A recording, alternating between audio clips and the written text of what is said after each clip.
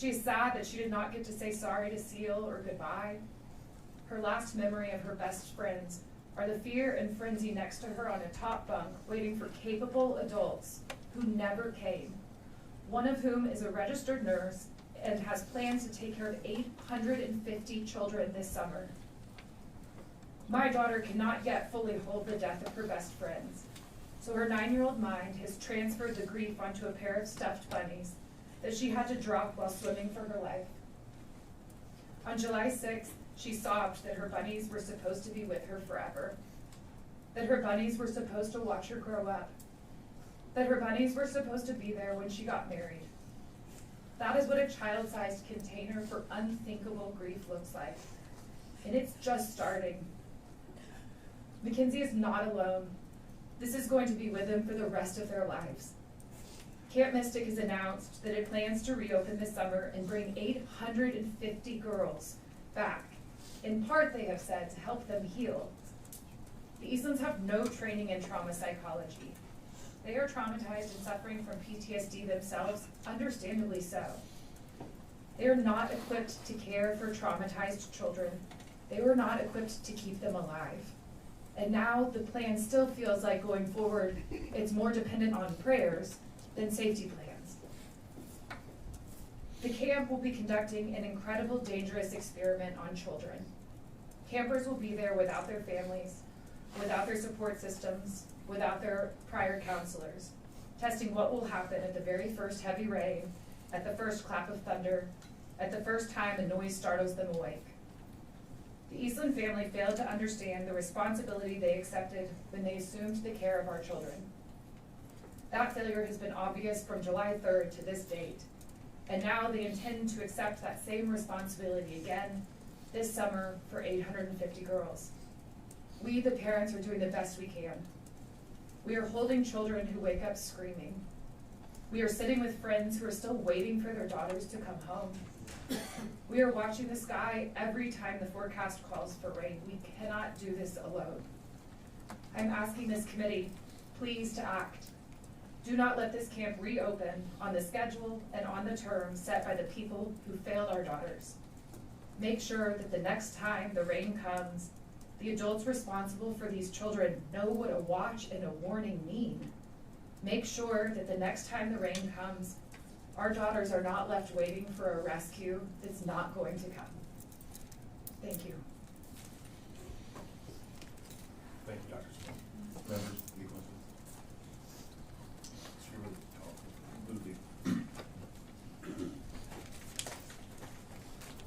Members, any questions? No questions, Mr. Chairman. Ms. Griffin, please proceed.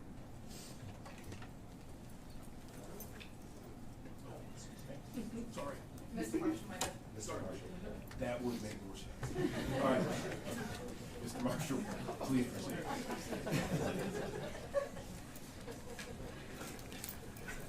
Committee, thank you for letting me speak. In addition to my wife, I'll keep it brief because thankfully Ms. Garrett yesterday, her amazing presentation and y'all's excellent questions today. I think we covered a lot of ground. In the days and weeks after July 4th, I expected the only thing that Camp Mystic would care about would be the family sitting behind me and all of their campers that have gone through this horrific, traumatizing experience. Not just the ones that got lost in rivers like Mackenzie, but any of those girls that had to sit in the wreck hall. We never heard anything from Camp Mystic. We never checked on Mackenzie. Instead, a couple months later, the first thing we heard was a letter recruiting her to come back for this coming summer, along with emailed announcement plans to reopen. That was shortly followed by they're hiring a PR firm, putting out statements, putting out news articles that are trying to whitewash the camp. Make statements like, we didn't get any warning, we couldn't have done anything different, there was a wall of water, we did have a plan. These are easily verifiable false statements, and some of them are the most disingenuous thing that I've ever heard in this circumstance. It's just shameful. Even today, claiming those cabins weren't in the flood. I think a lot of already touched on this, especially Senator Perry. If you can't, if those statements, by the way, in news articles were repeated in litigation, in court, and today. It goes without saying, if you can't trust people under oath, their answers under oath, you can't trust what's on an application, or what they're going to tell parents, kids coming back to camp, or anything else. I think y'all get that. So, the main point I wanted to make, the one that comes from my heart, goes to the impact rate. Every one of those false, disingenuous statements, equivocations, every one of those is like another grenade being thrown into the impact rate. Parents back here have just been in agony. In agony. We've been living in, thankfully, our daughter, is alive, and we hope will be okay. But we're close enough to these people. They've just been in agony. And to this day, they continue to widen that impact rate. For everyone who loved those precious, the most precious little girls you've ever seen. So, I just ask, please, to anybody who's listening and anybody that can help with this, let these families have closure and move on.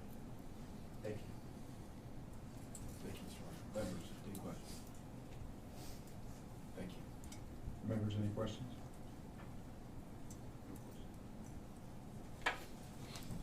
Mr. Walters, please proceed.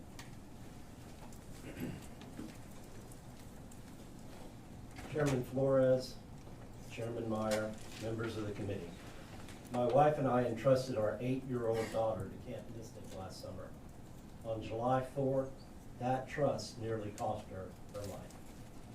This committee's fact-finding will help inform whether Camp Mystic's conduct on July 4th met the minimum standards required to take custody of other people's children. In my family, camps are a tradition. My sister was a camper and a counselor at Camp Mystic, but traditions do not satisfy a licensing standard, and being beloved does not erase failure.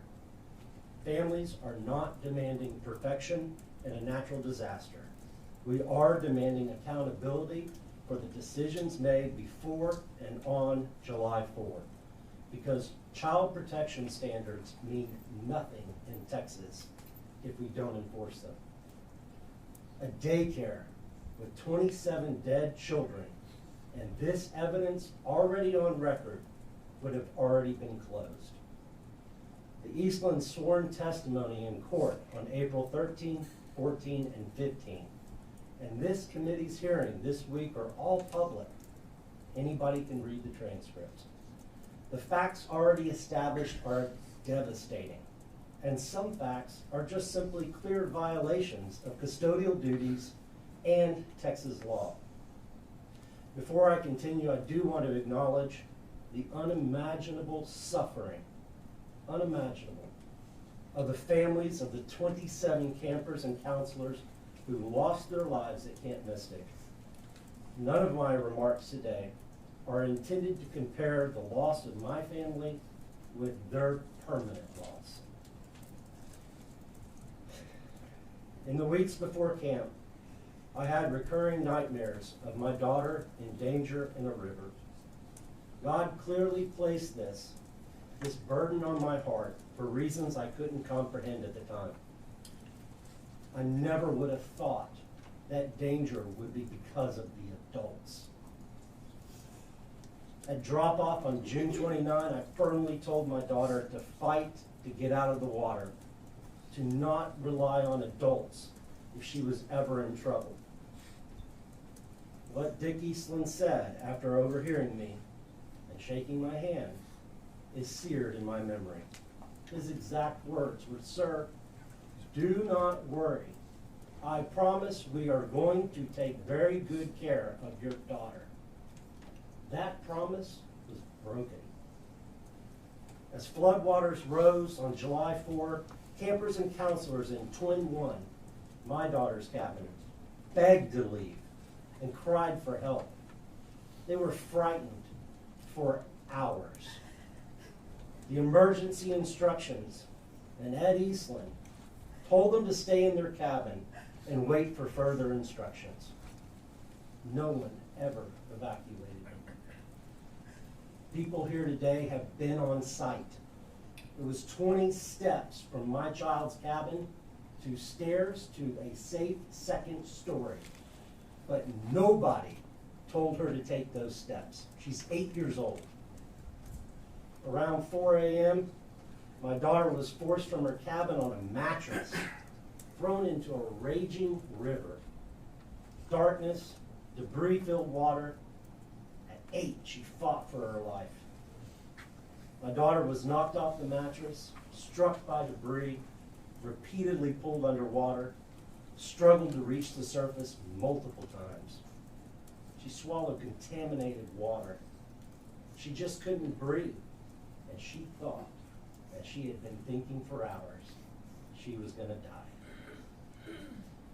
She stretched out her arms, last final attempt, and miraculously she caught vines on a tree. In her first year at camp, my daughter faced death, and she saw death. Between the flashes of lightning at some point on her journey, she had been in another tree, and she could see a child about her size, face down in the water.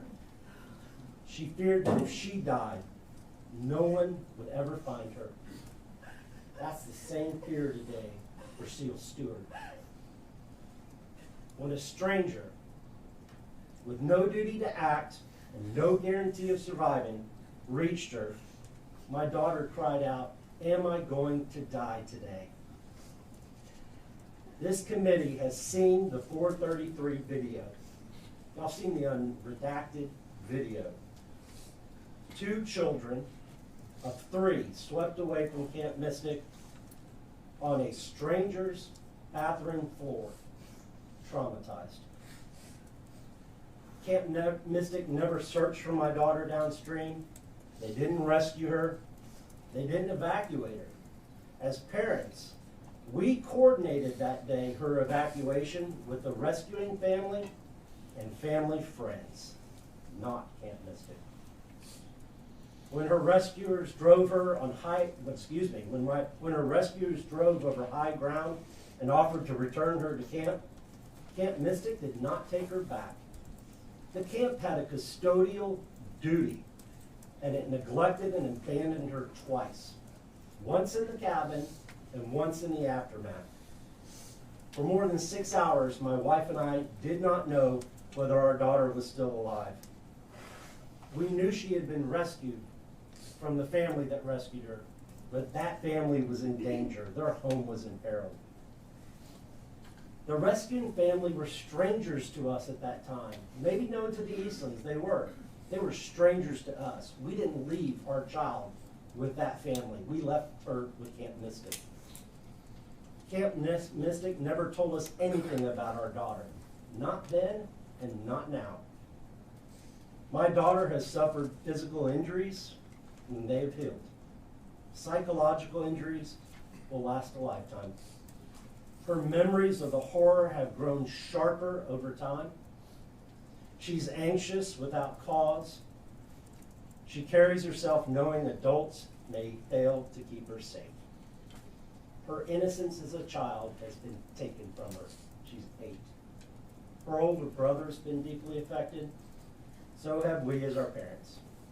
This committee and Texas leaders must understand all the conditions that produced this catastrophe. No written evacuation plans, no muster sites, unheeded warnings and watches, no adequate training, no drills, complacency, no chain of command that did not begin and end with Dick Eastland. Children left in cabins as dangers escalated. Any licensed operation could replicate these decisions. Lax standards and practices fail under pressure. Every family that might send a child to a Texas camp has a stake in the committee's work and in DISH's determination. An extraordinary flood does not relieve operators of their duty of care. The public case for reopening has rested largely on false choices and narratives. Edward Eastland himself has destroyed the false narrative in court that it simply happened too fast. He conceded that at 1:45 a.m. he saw the camp flooding, and at 3:15 a.m., every child in the flats could have walked to safety with one loudspeaker instruction. Same loudspeaker that could have been used to call 20 able-bodied adults on premise to save my daughter, to evacuate her and the other children. This committee's independent investigators testified yesterday. The same would have been true as late as 3:26 a.m. Further, Dick Eastland knew at 2:33 a.m. about 4 inches of water, and we've already heard that's an emergency. The question is not how the river rose, how it was unusual. It's why children were not evacuated as the visible dangers rose for hours. I thought it was interesting earlier, either Britt Eastland or Richard Eastland made a comment about the River Century installations. And the exact words was something to the effect of, to take the human factor out. Technology does not take the human factor out. They had technology on July 4, a radio, a loudspeaker, and they didn't use it. If an operator is not capable and not prepared, it doesn't matter how much technology you install. Second, other camps are deficient. And we've already talked about this. On April 24, DSHA sent Camp Mystic an 11-page letter of deficiency, 22 categories. Those other Texas camps that received deficiency letters, none of them lost campers or counselors. None of them are reported to be under criminal investigation. All of them are being held to the same new standards.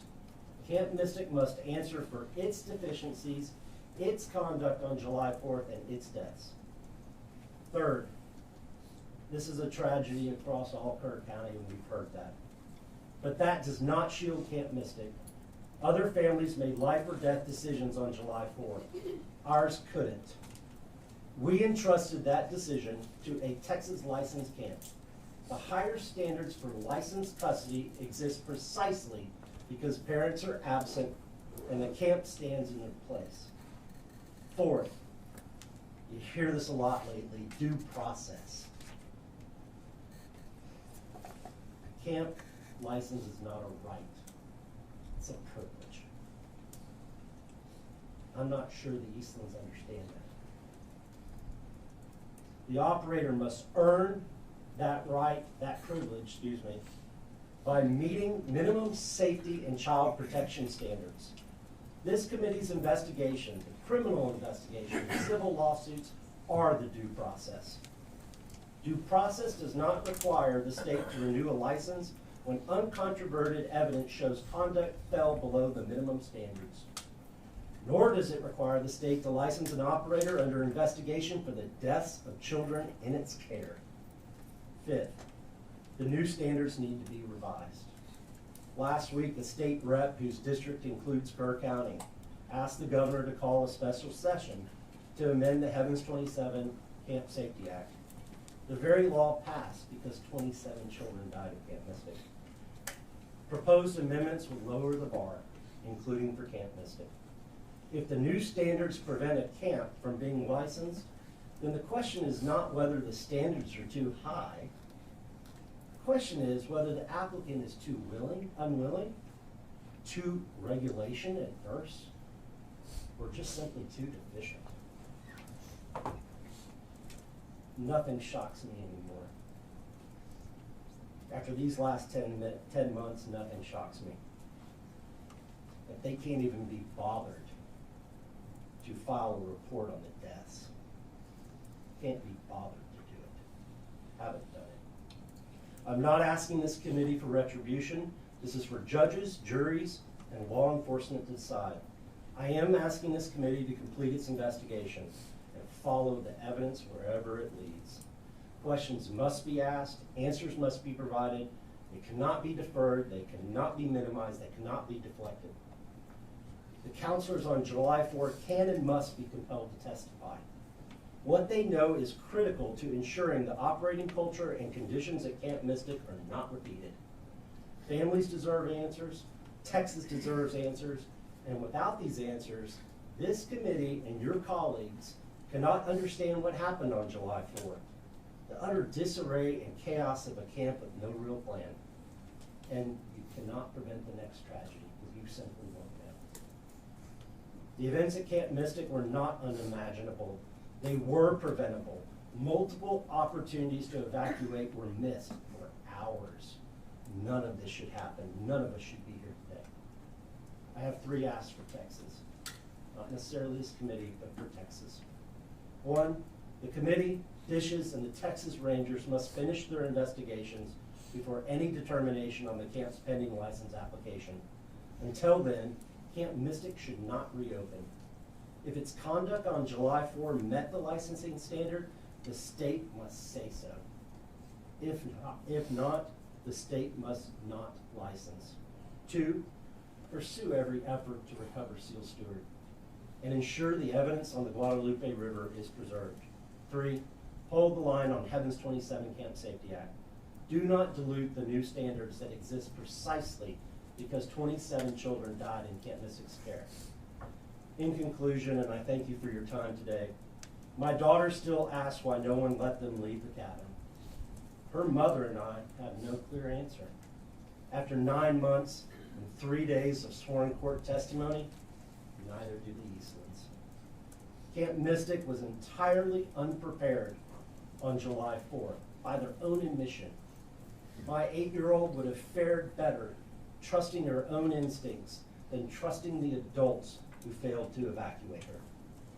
The DISHES licensing decision will not just affect Camp Mystic, it will set the bar for every other Texas licensed operator.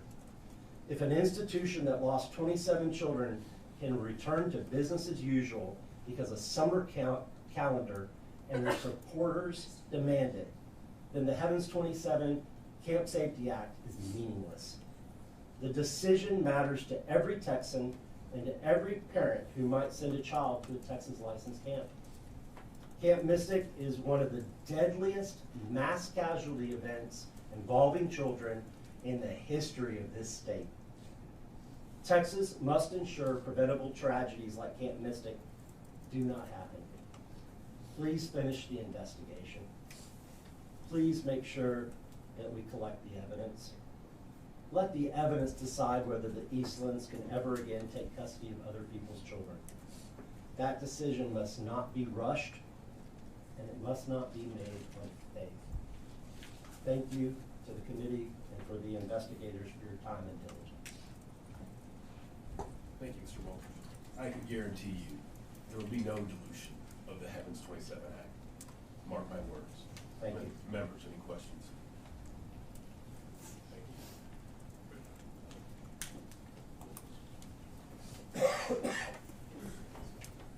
Senator Buckles? Thank you, Mr. Chairman. Thank you for your testimony. I want to clarify a couple of things, Mr. Walters.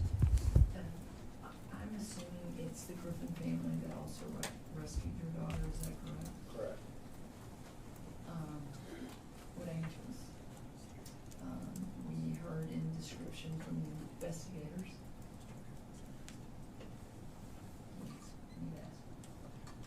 Questions, but I need to clarify something. We heard, when we were at, the camp, what angels they were in the description. This is what I wanna ask. Both of you, Dr. and Mr. Marshall and Mr. Walters, described that, your children were not received back from Mystic, is that correct? Yes, ma'am. Right. They never went back into the custody of Mystic. Right. Can y'all speak into the microphone? They did not. Okay. I think this is a real important point that we have to make as we look forward in the investigation. So they rejected the return of your children. Yes, ma'am. That is a word I would use, yes. And so, that would be, in some terms, we might have that in statute as abandonment. Correct. And I just want to also clarify for the record, and for my notes, especially in the health and safety code, that,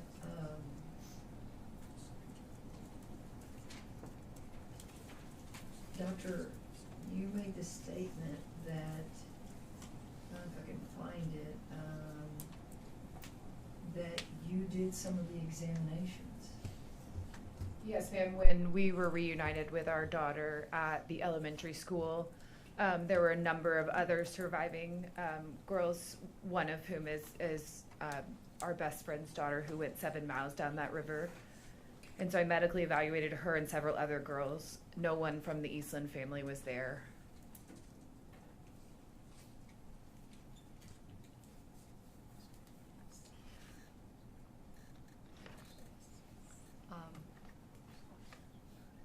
I want to clarify one more time that Camp Mystic never notified y'all or in any way acknowledged that your children existed after leaving their campgrounds through a flood, ever.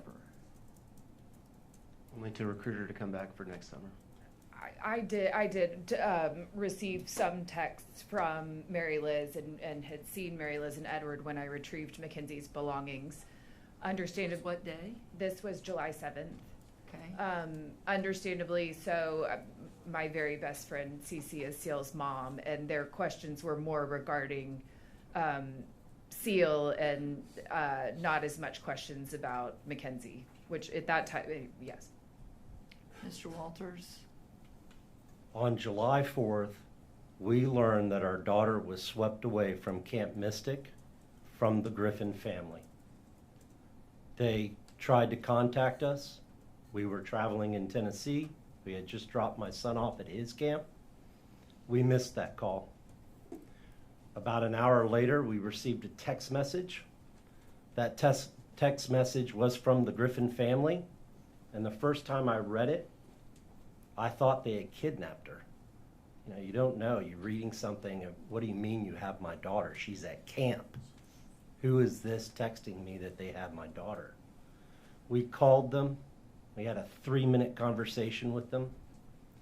That 3 minutes, I had 20 seconds to say hello to my daughter, but they made it clear that they were in danger.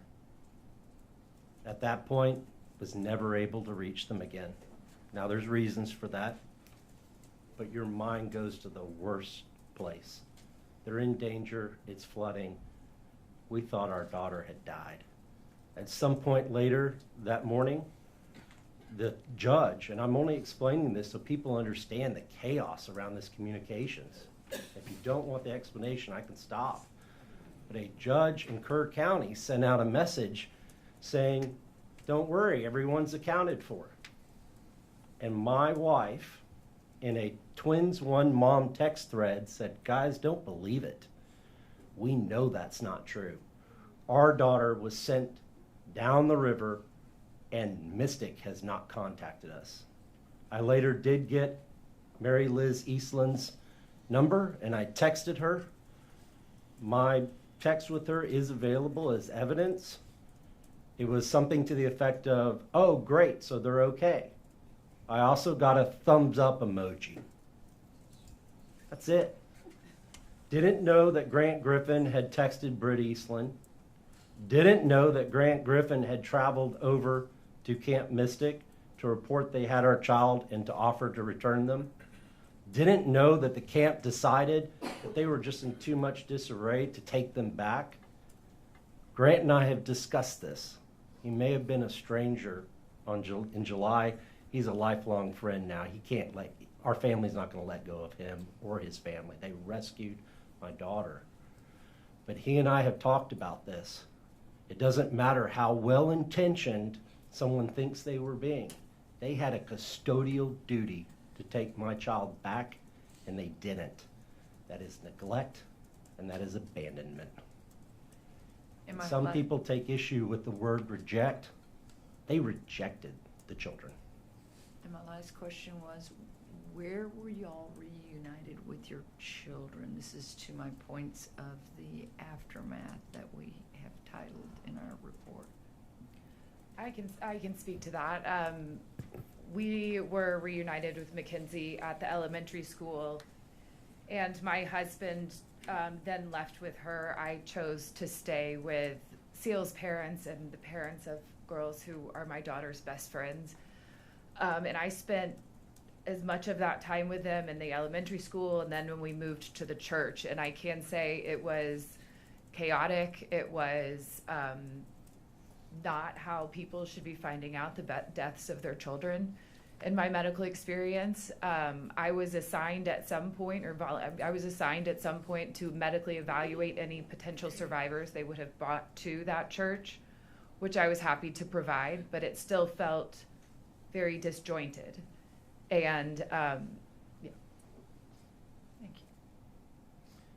I called my mother in a panic that morning, asked her to get up and get in the car, and didn't tell her the context. Said, go to Kerrville now, please, I'll call you back. She knew exactly what was happening just by the context of that call. My mother arrived at about 7:37. I know that from a timestamp on a text, and she spent the entire day there. She saw the chaos. My wife and I were in rural Tennessee. We got back to Texas as soon as we could. I found out that my daughter was alive on final approach to Austin, Texas. Drove down there. My daughter was reunited with my mother, her grandmother, shortly after 4 o'clock that afternoon. We arrived about 20 minutes later. Again, we were involved in the evacuation of our daughter. Camp Mystic was not. And it's beyond the scope of your question, but that drive home with my daughter that day, it's something I'll never forget.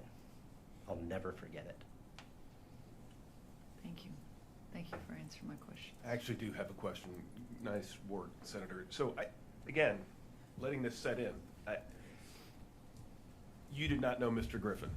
Clearly established. Never met the man before in your life. No, sir. I had to do an internet search Sorry, of who these people were. All right. Either y'all never met Never. Mr. Griffin before. No. Just laying this out. Mr. Griffin, a complete stranger, has your 2 daughters, correct? Correct. Mr. Griffin, I want you to tell your story as well.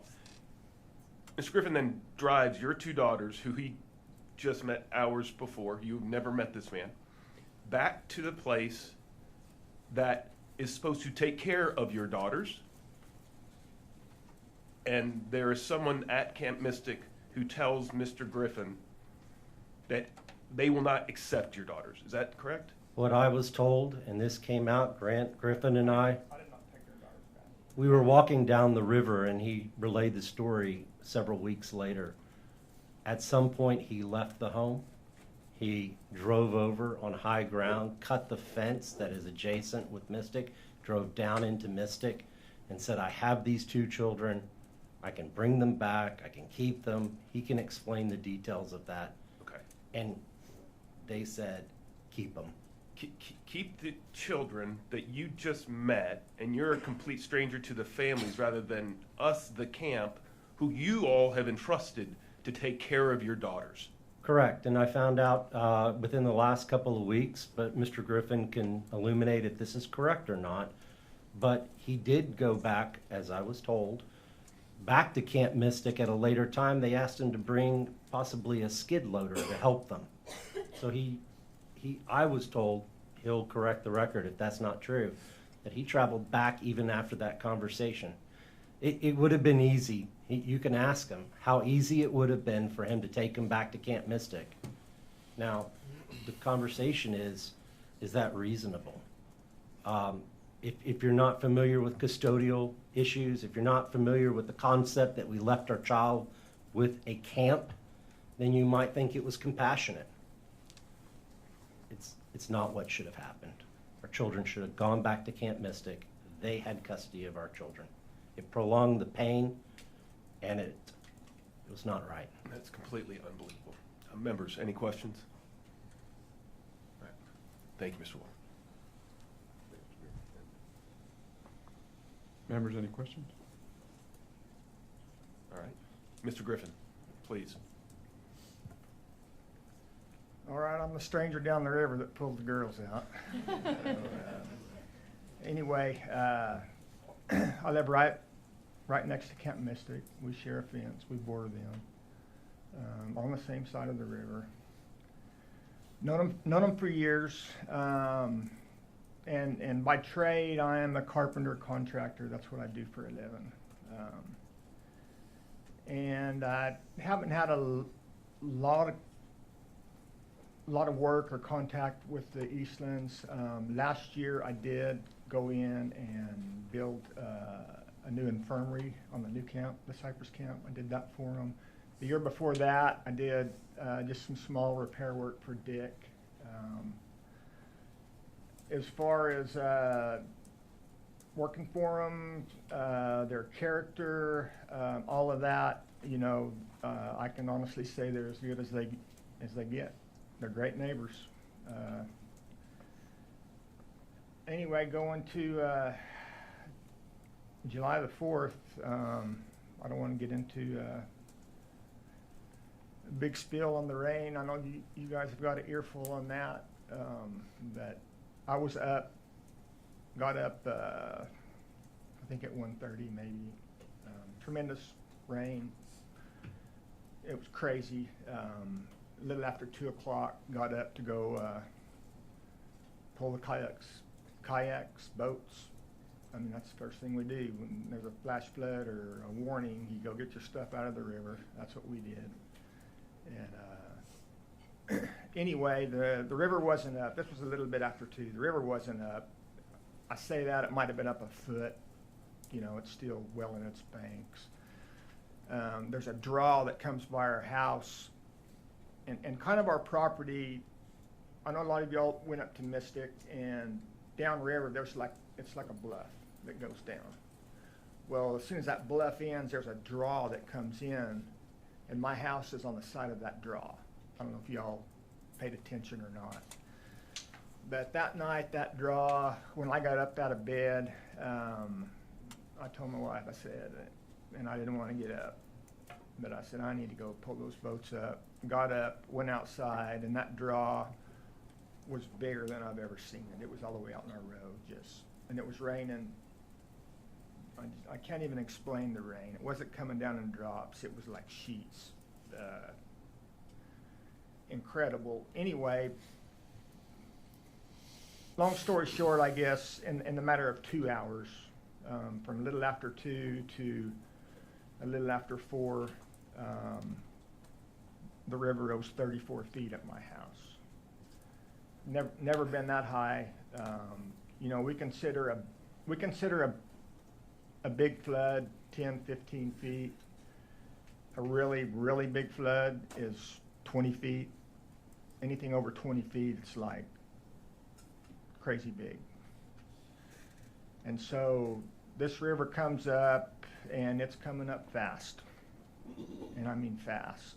And it gets up to that 20-foot mark, which is comparable probably to the 1987 flood. The year 2000 was another big flood that got up at that height. And this is 20, like I say, 20 feet, maybe a little bit over those floods. And this kept coming up. It got up in our road. It's probably up 22, 23 feet. And, you know, I'm thinking, oh my God, this is the big one. This is our 100-year flood. And Mr. Flores, I know earlier you were talking about you need to change your mindset. Well, my mindset, and I'm speaking for most of the people on the river, the river it's not going to get up that big. It's never got up that big. And I can go back to 1932 flood, which was the biggest on record, and hear stories of my grandparents talking about the high water mark of the 32. You know, that was always a big issue with them. Oh, they talk about the 32 flood. So it's getting up, and it's getting up to the point where this is it. It's a 32 flood, and it came into the basement of our house, which it's not really a basement. It's kind of a lower floor that I kind of closed in. We're kind of built on the side of a hill. Water starts coming in, And I'm thinking, this is it. You know, we get down there and we had a couple of couches. We picked one couch up and set it on top of another one. I thought, okay, well, I'm going to save the couch. Well, long story short, the river was going to come up another 12 feet higher than that, or close to it. And so it's rising. And we kind of went, and that's another thing. I never called anybody. I didn't call anybody. And that's always bothered me, because it's like you're in, when the river's up 20 feet or so, you're okay. My neighbors are okay. Everybody's okay. And then it's going like this, and all of a sudden you go out of that thinking to you kind of go into survival mode, and we're jerking vehicles up to high ground, and it's just rising. It's rising quick, and it was in about 3 feet of getting into our house, and I'm outside. I have stuff floating away. I mean, my workshop's up the draw. It's getting flooded, and I mean, I made a lasso out of a garden hose. I'm trying to catch stuff of mine that's floating down, and finally, in unbelief, I looked at Lori and my wife, and I said, "We might want to think about just going up the hill. This is crazy." And this was when water was about 3 to 4 feet of getting into our house, and we go in the house, and just like that, my daughter was there with her boyfriend from college, and she all of a sudden she was in a panic. She said, "There's water coming up through our floor," and so she was picking stuff up off the floor, and we just helped her. We started picking stuff up off the floor of the house. By then, you know, your ankle, calf deep of water. And my wife says, "My pictures, the computer." So we run, and we were in the back bedroom then. And when my wife said the computer, the pictures, that's in the front of our house, which is facing the river. So we slosh in there, and we're picking stuff up. By then, it's knee deep, getting thigh deep, and that's when I heard a help me.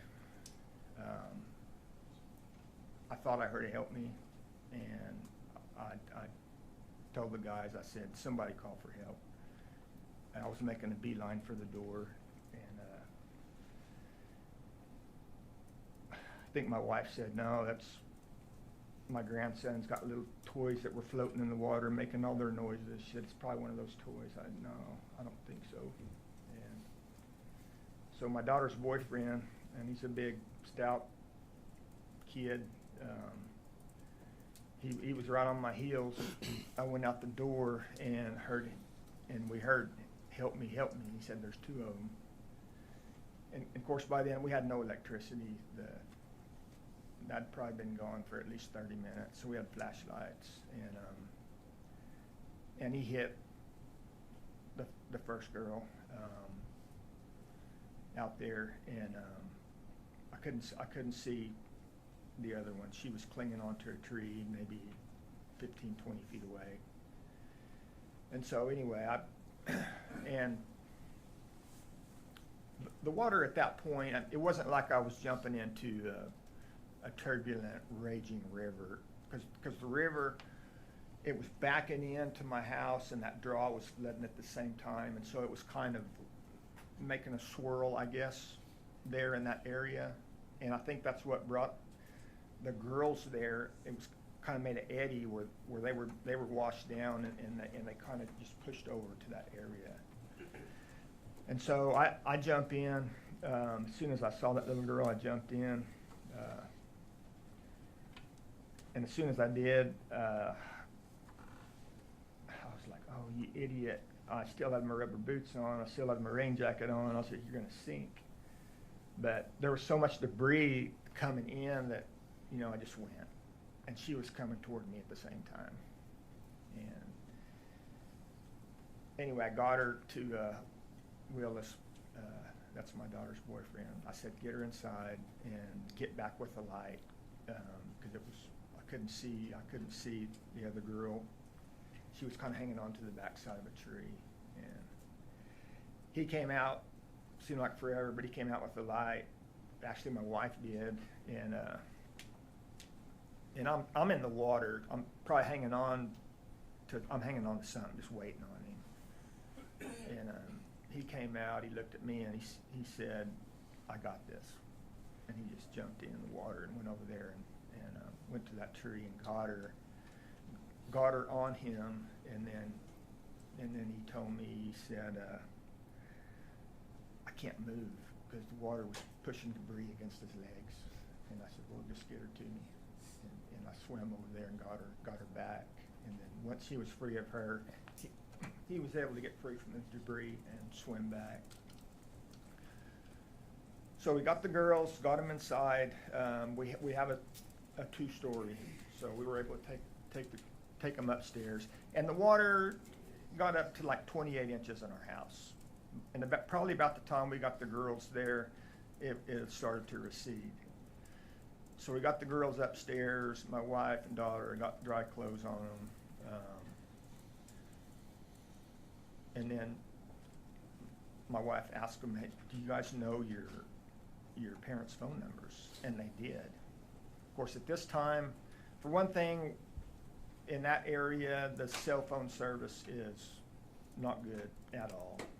You know, and with power, we have the cell phone boosters, so cell phones were okay. But at that point, it was all in and out. And so she got the numbers from the girls. They both knew their phone numbers. And called, no answer, and then she texted, and that was another thing at that time.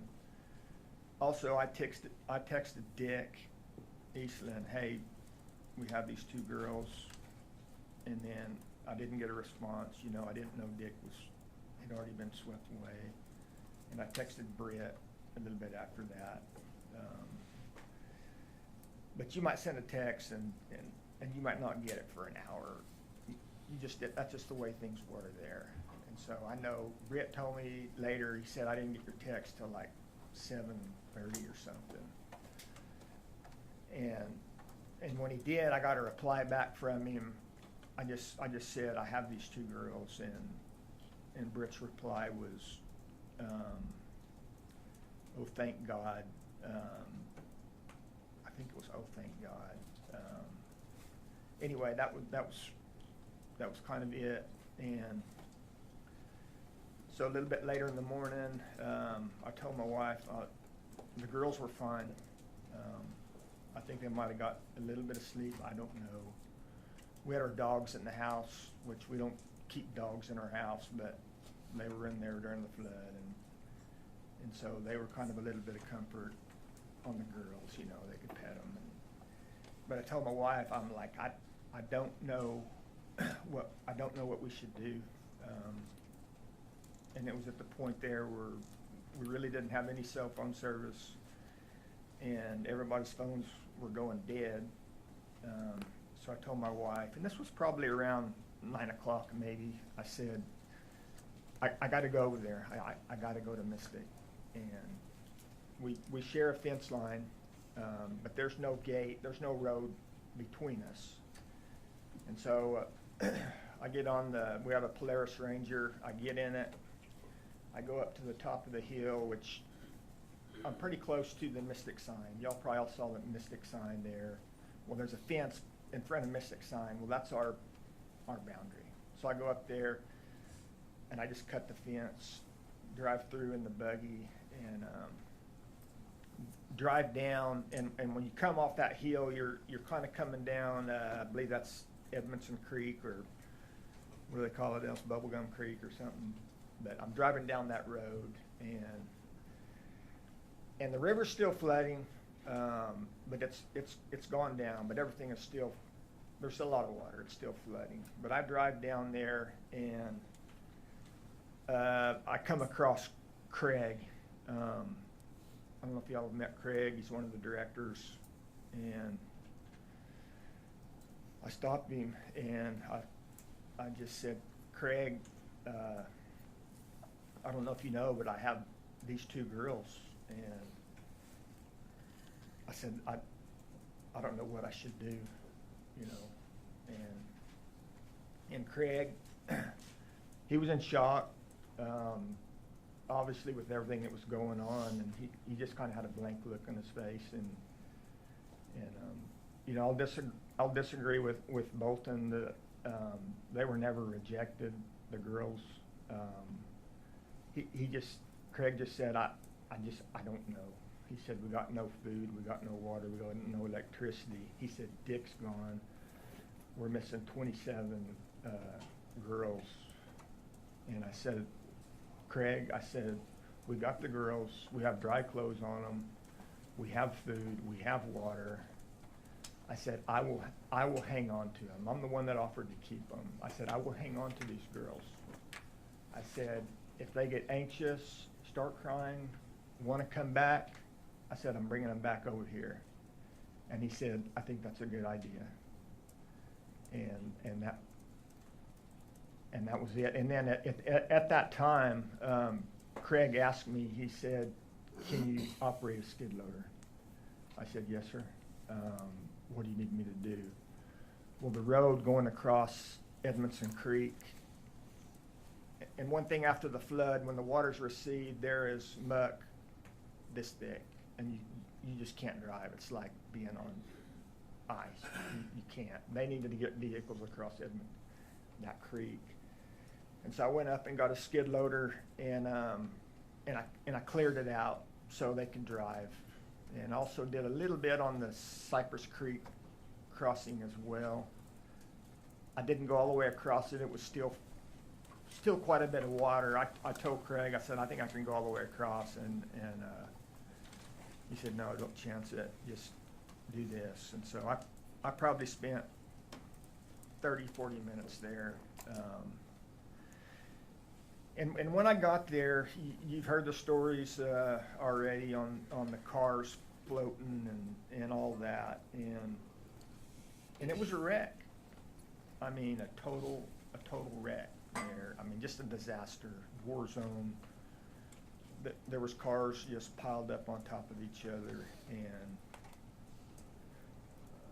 you know, in my opinion, the girls we had, they were a lot better off with us there than being back at camp. And I know Bolton probably disagree with me, but I really think that was the best thing for them to stay with us at that point, with all the chaos that was going on and everything. And I know that Eastlands, they know me, they know our family, they know that they knew they were in good hands. There was no reason to reject them from staying with us. So anyway, I did that little bit of work, and then I went back, and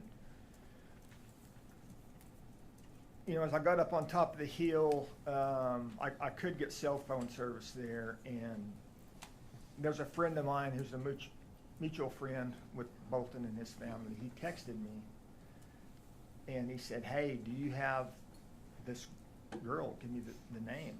And he said, the family says that Lori Griffin, who's my wife, had called or left a message saying she had the girl. And I texted him back and I said, yes, I do. And I know we could have done better communicating with these parents. I can't imagine what they were thinking going through. Some strangers got my kid. I'd have been going berserk myself.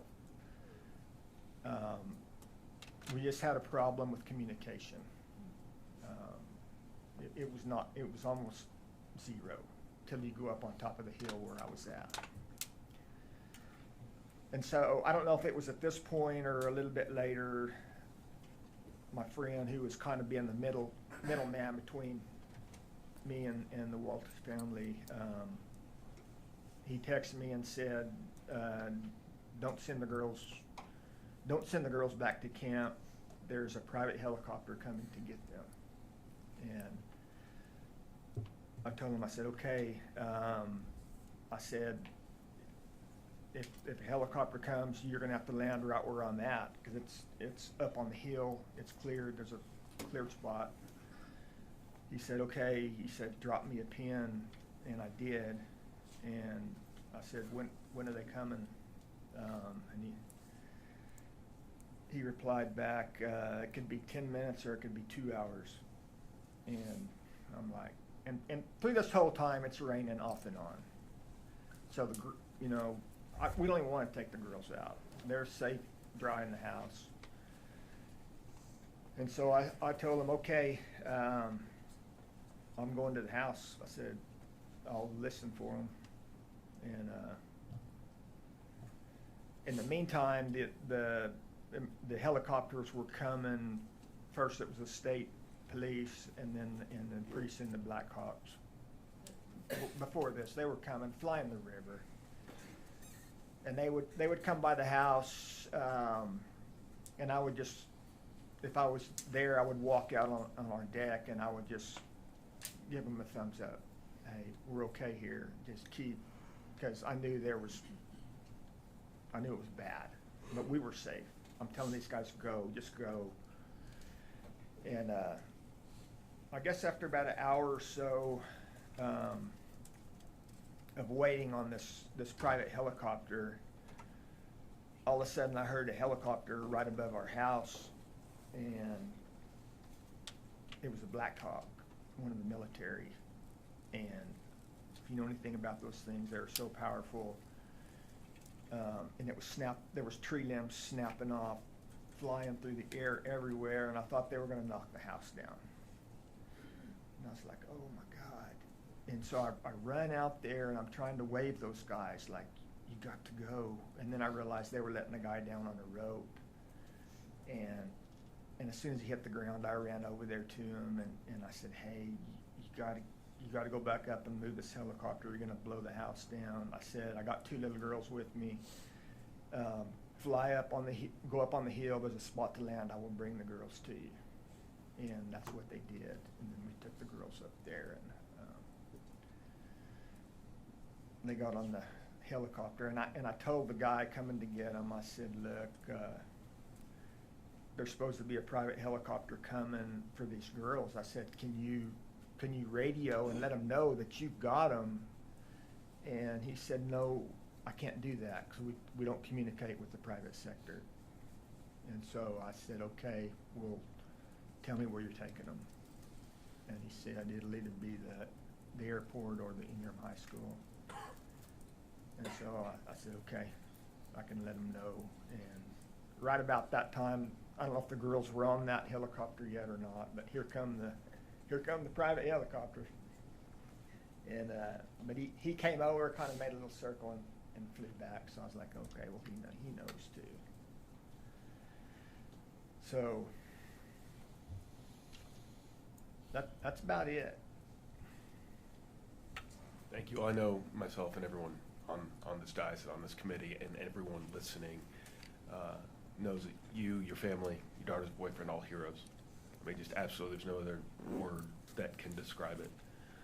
And for all the testimony that we've heard over the last 2 days, to have you come here and provide that light for us, that there are heroes out there who did do the right thing.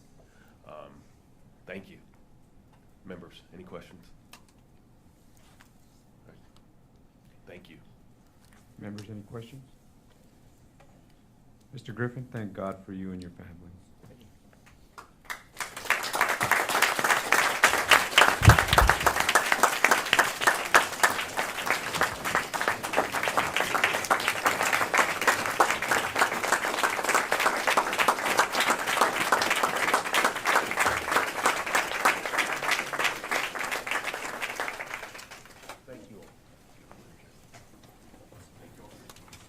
Thank you all for your testimony.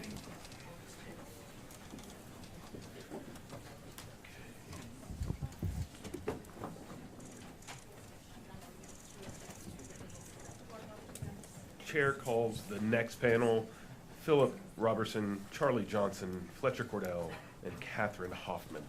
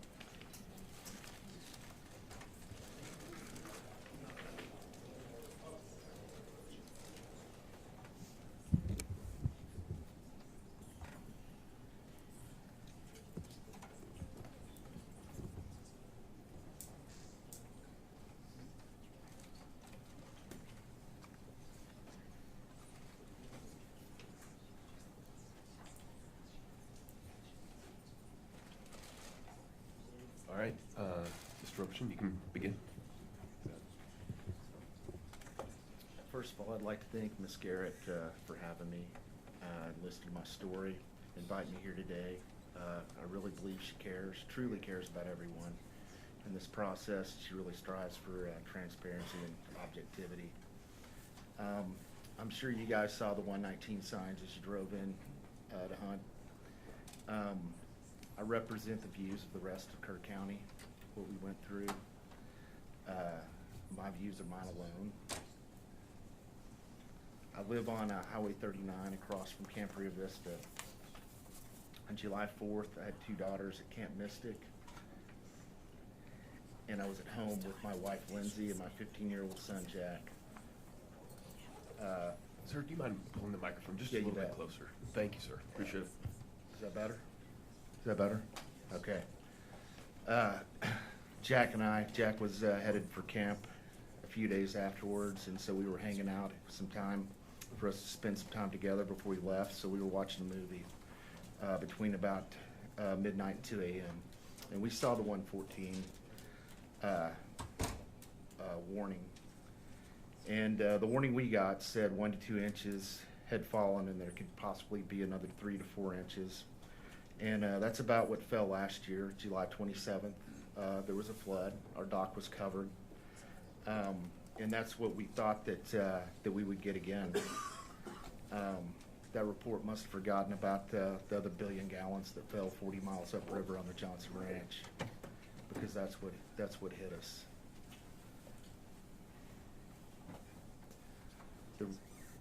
The warning that we got, it was basically like getting a high wind advisory and a 5 tornado. We weren't complacent. We were just dealing with the information we were provided. After the warning, I looked out the window, and the river was in its banks. It was barely drizzling. And then my son and I kind of argued over who had to go down and check on the boats. Like Mr. Griffith said, that's the first thing you do when you live on the water. You check on your boats, secure them. We certainly weren't expecting, what happened afterwards. And quite frankly, we did have some alarm fatigue. They'd been going off for the, several days before. And, after a while, I guess there was some complacency in that. After a while, they're just going off. I think we need a better system for that, like everyone here has said. I went to bed about 2:30 a.m. watching the storm, watching it on the radar, and it looked like it'd pass over in under an hour. According to the conversations I had with my good friend, Charlie Hastings, who's no longer with us, I'm sure you know the story. He was our Kerr County flood administrator. He was a good friend. He and I spent a lot of time together after the flood. He is a full model of this, a full hydrologic model that you can watch the weather on one screen, you can watch the water rise on the other. I basically wanted to make sure that the velocities were low enough that in a worst case scenario that my home would hold up. And he was very generous in spending time with me on that. According to Charlie, 2 feet of rain hit over an 800,000 acre area and drained into the river basin, and it came through like a tsunami. I think what's been described at times here has been, a flood. The water rises, you have plenty of time. It came through like a tsunami, and it came through in 3 waves.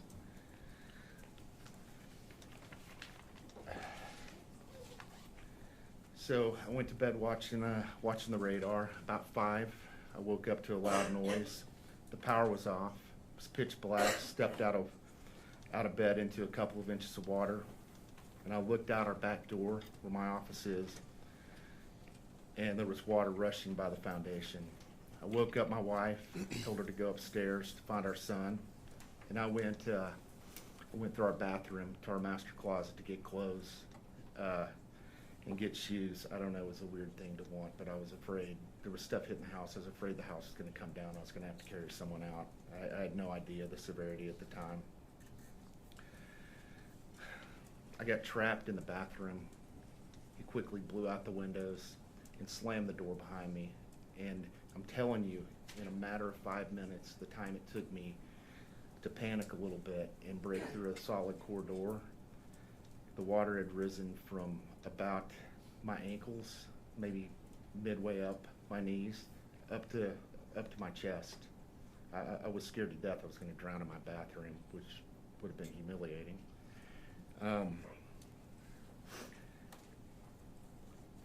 I basically swam through our house. There was water blasting through the house. It was like a river. And I caught this stair banister as it sucked me by, and I pulled myself up the stairs. And as I popped up out of the water, the house was full of propane. So I broke out a window with the top of the toilet tank. And I crawled out on the roof. And as I got out there, standing barefoot in broken glass, I could see my truck up the road, wrapped around a tree with the lights on and the door, one door open, kind of crunched to where it wouldn't close. And I knew Lindsay and Jack had tried to get out. They'd been washed away. I stood up there for 2 hours believing my son and my wife were dead. I had no idea. My daughters were Mystic. I had no idea how they were. They were swept downriver. My son, he'll barely talk about it. He got sucked under a neighbor's fence, a bull wire fence, and got trapped. He was down there counting. He spends a lot of time in the water, and he knows how long he can hold his breath. Our favorite person in the whole world is down there drowning, but nothing I could do.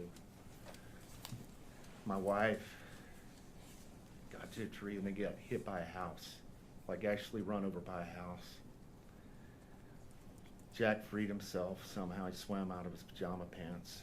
And Lindsay, I don't know how. They fought brave, they fought hard, and they got real lucky. There's just no explanation for how they're here.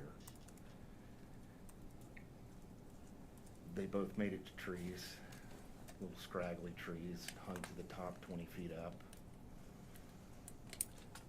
And as the sun came up, the water came down. It's like someone pulled the plug in a bathtub. And I thought I was all alone, but as the sun came up, there were people and trees everywhere. And I crawled back through the window, and I heard a scream, and it was my son. He had gotten down out of his tree and come to find me, and he thought I was underneath our mattress. Our dog was sitting on top of it. Somehow our Portuguese water dog had ridden it out on top of the mattress. And we looked outside, and people were just wandering around like zombies. It was the most horrific thing that hopefully I'll ever see. The things I saw on the roof, cars full of people floating by, our neighbors holding an infant out the window of the second floor, 2 doors down. It's gonna be with me for the rest of my life. I don't have a side here. The Eastlands are my friends, but they have their own battle to fight. The side I want is for common sense changes at the county level, and I don't know that we have the people in the county to do it. We need help.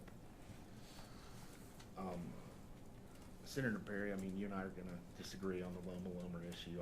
I filed a Lomer, Lomer F. It's what the process is. I mean, according to FEMA, we got a hydrologic study, we got survey shots done, signed by a floodplain manager, a PE engineer. And if that's not the process, someone tell us what the process is, because there's hundreds, maybe thousands of them filed in Kerr County. That's always been the process. And now, if it truly was a waiver and you signed a piece of paper and paid some money, I would get that. That's a waiver, that's a carve out. That's not what these are. However, that's kind of a side note. I mean, let's talk about safety. I've heard a lot of talk about evacuate, and in certain cases, that's what you do. You should evacuate. In a lot of cases, it's shelter in place. If you're in high ground above the 100 where we were, if Jack and Lindsay had just stayed with me and stayed in the house, they would have been fine. That's not always the case. I'll be the first to say that. But as we make new rules and new laws, let's do this objectively and really think about every situation and not just one term that keeps getting brought up over and over. Let's think about the best thing to do in all situations.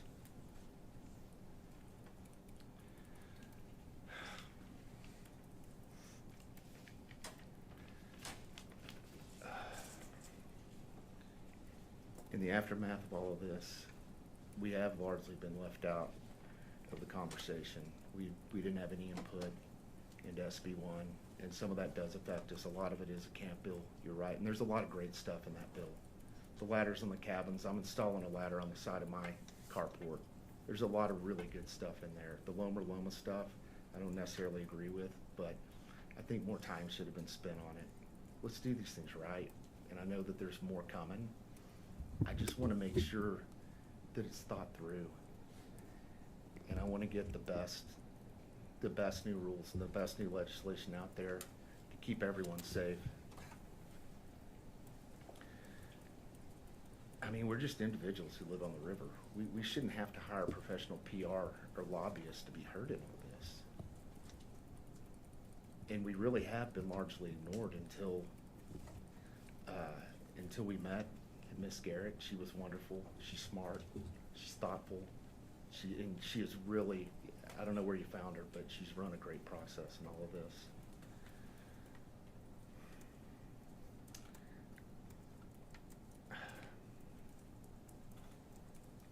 I respectfully ask you to consider the people that have to live with this stuff day in and day out when you pass these laws. Listen to us. That's all I have. Thank you, Mr. Roberson. Members, any questions? All right, seeing none, thank you for being here. Members, any questions? Very sorry for your loss. Thank you for your testimony. All right, Ms. Johnson, please proceed. Members of the committee, thank you for the opportunity to be here today. My name is Charlie Johnson, and I'm here with my husband, Michael. I'm speaking on behalf of our family of 4, our daughter, Anna, age 11, and our son, Craig, age 9. Our daughter, Anna, was at Camp Mystic on July 4th. She was in the Jumble House cabin, and as you heard in the account yesterday, she left her cabin on foot in the 3 o'clock hour, spent the night in the rec hall, and was helicopter evacuated out. The facts laid out yesterday confirmed our belief that her successful evacuation came down to a matter of minutes or less, and this is not lost on us, and it's one of the many reasons why we're here today.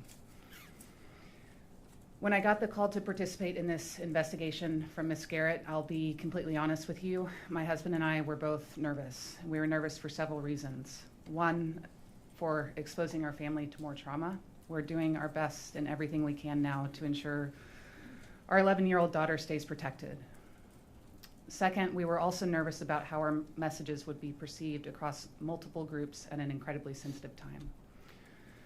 For the Heavens 27 families sitting behind me, they lost their daughters, and we're speaking about our daughter's survival. We are incredibly sensitive to the grief and the pain that these families have to live every single day. To the broader Hill Country community and those who experience devastating loss of life, we recognize it's outside of the scope of this investigation, but we certainly pay our respects to all families that lost. And for the youth camp community, as you'll hear shortly, we've done a significant amount of work to support camps implement safety best practices across Texas and now nationally. We've earned this community's trust, and we want the committee to hear about the work we're doing with the camp industry.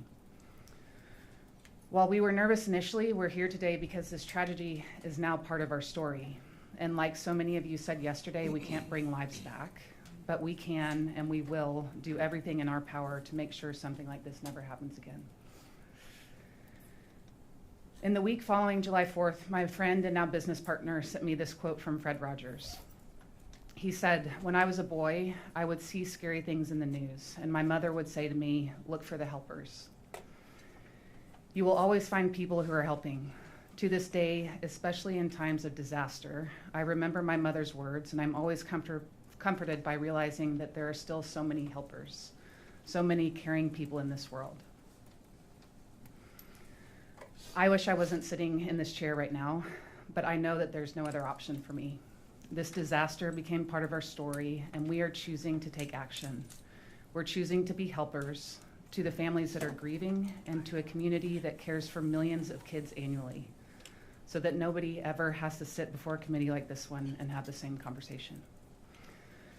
There's two things that I want to share with you all today. I'm going to briefly share Anna's story, most of which you heard yesterday, and then I'm going to switch gears to a very different conversation, and that's to the forward-looking action we're taking with the Safety Navigator that is supporting the youth camp industry to implement safety best practices.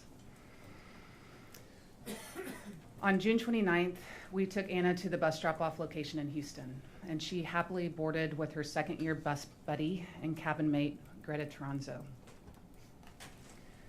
The girls were excited and nervous. They were happy to see each other.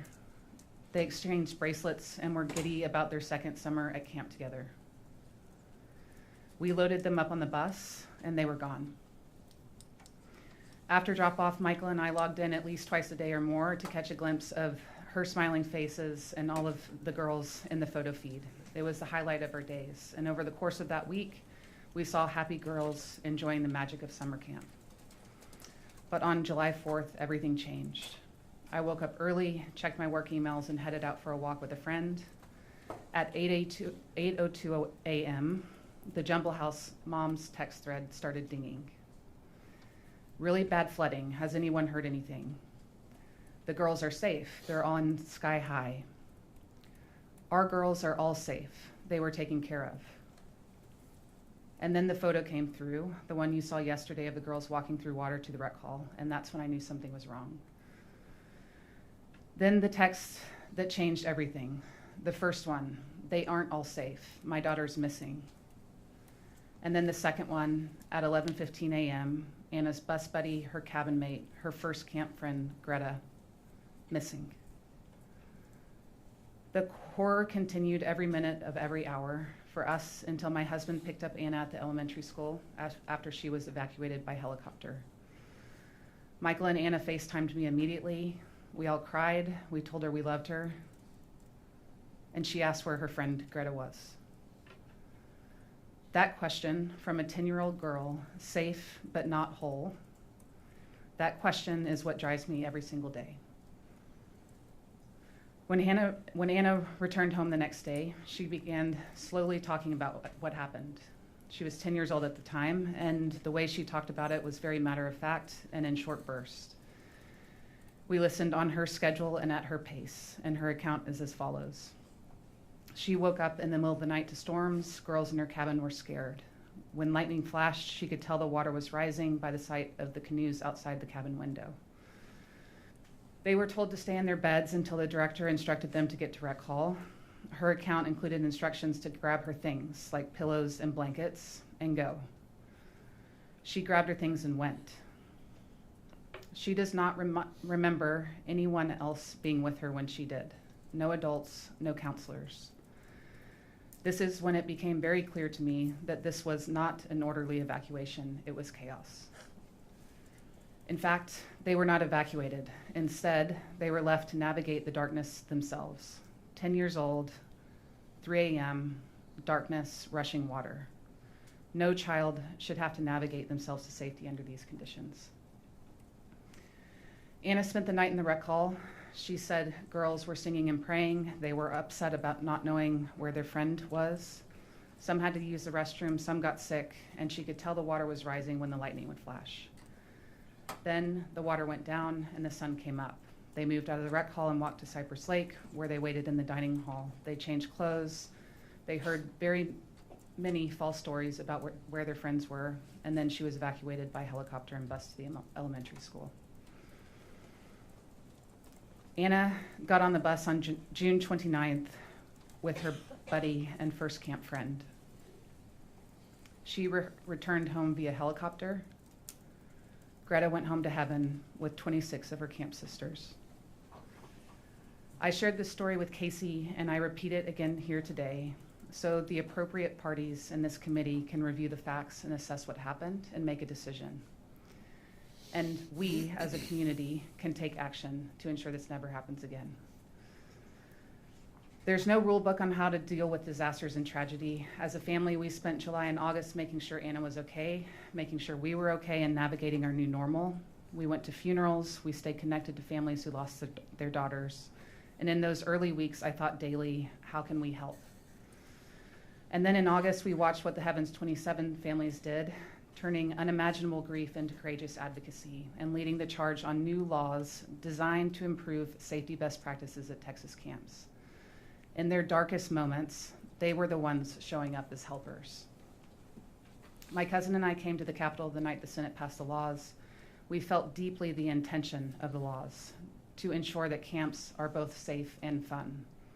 We heard the pleas from the families, and we left that night asking ourselves, what happens next? Who is going to ensure these laws are implemented effectively in a way that drives true safety best practices? Who's going to support the implementation to make sure leading safety practices are adopted and not just compliance boxes ticked? We could have taken a wait and see approach, but if you meet us, you'll learn quickly that's not our style. We saw families grieving, we saw communities shaken, and we saw an industry deeply impacted. I referred back to Mr. Rogers, in times of disasters, look for the helpers. And then we started creating answers to some of those questions. Our answer is a nonprofit organization called the Safety Navigator, led by myself and two co-founding partners, Marley and Ted. The idea is simple. We've activated a network of professional safety experts, all volunteers, to support the youth camp community and make sure kids are safe at summer camp. Safety best practices exist in many industries today and have for decades. Camps don't need to start from scratch, and safety should be supported. Nobody should have to design these things on their own. I've spent 20 years of my professional career in oil and gas and mining and business roles, but I've been surrounded by safety experts. I've been surrounded by a deep safety culture and world-class systems specifically designed and built to protect people. These are the types of resources we're bringing to camps.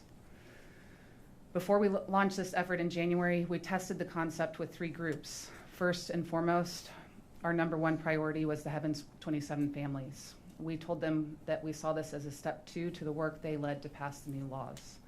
They pushed the laws, we would support the implementation. Then we went to the safety professionals across various industries. We told them what we wanted to do, and we asked for help. We did not get a single no. We have volunteer representatives supporting our efforts from high-risk industries like oil and gas and mining, major sports arenas, former military and special forces officers, and individuals with local and state emergency management experience, and the list goes on. This is a powerful group that keeps growing. And finally, we went to the youth camp community.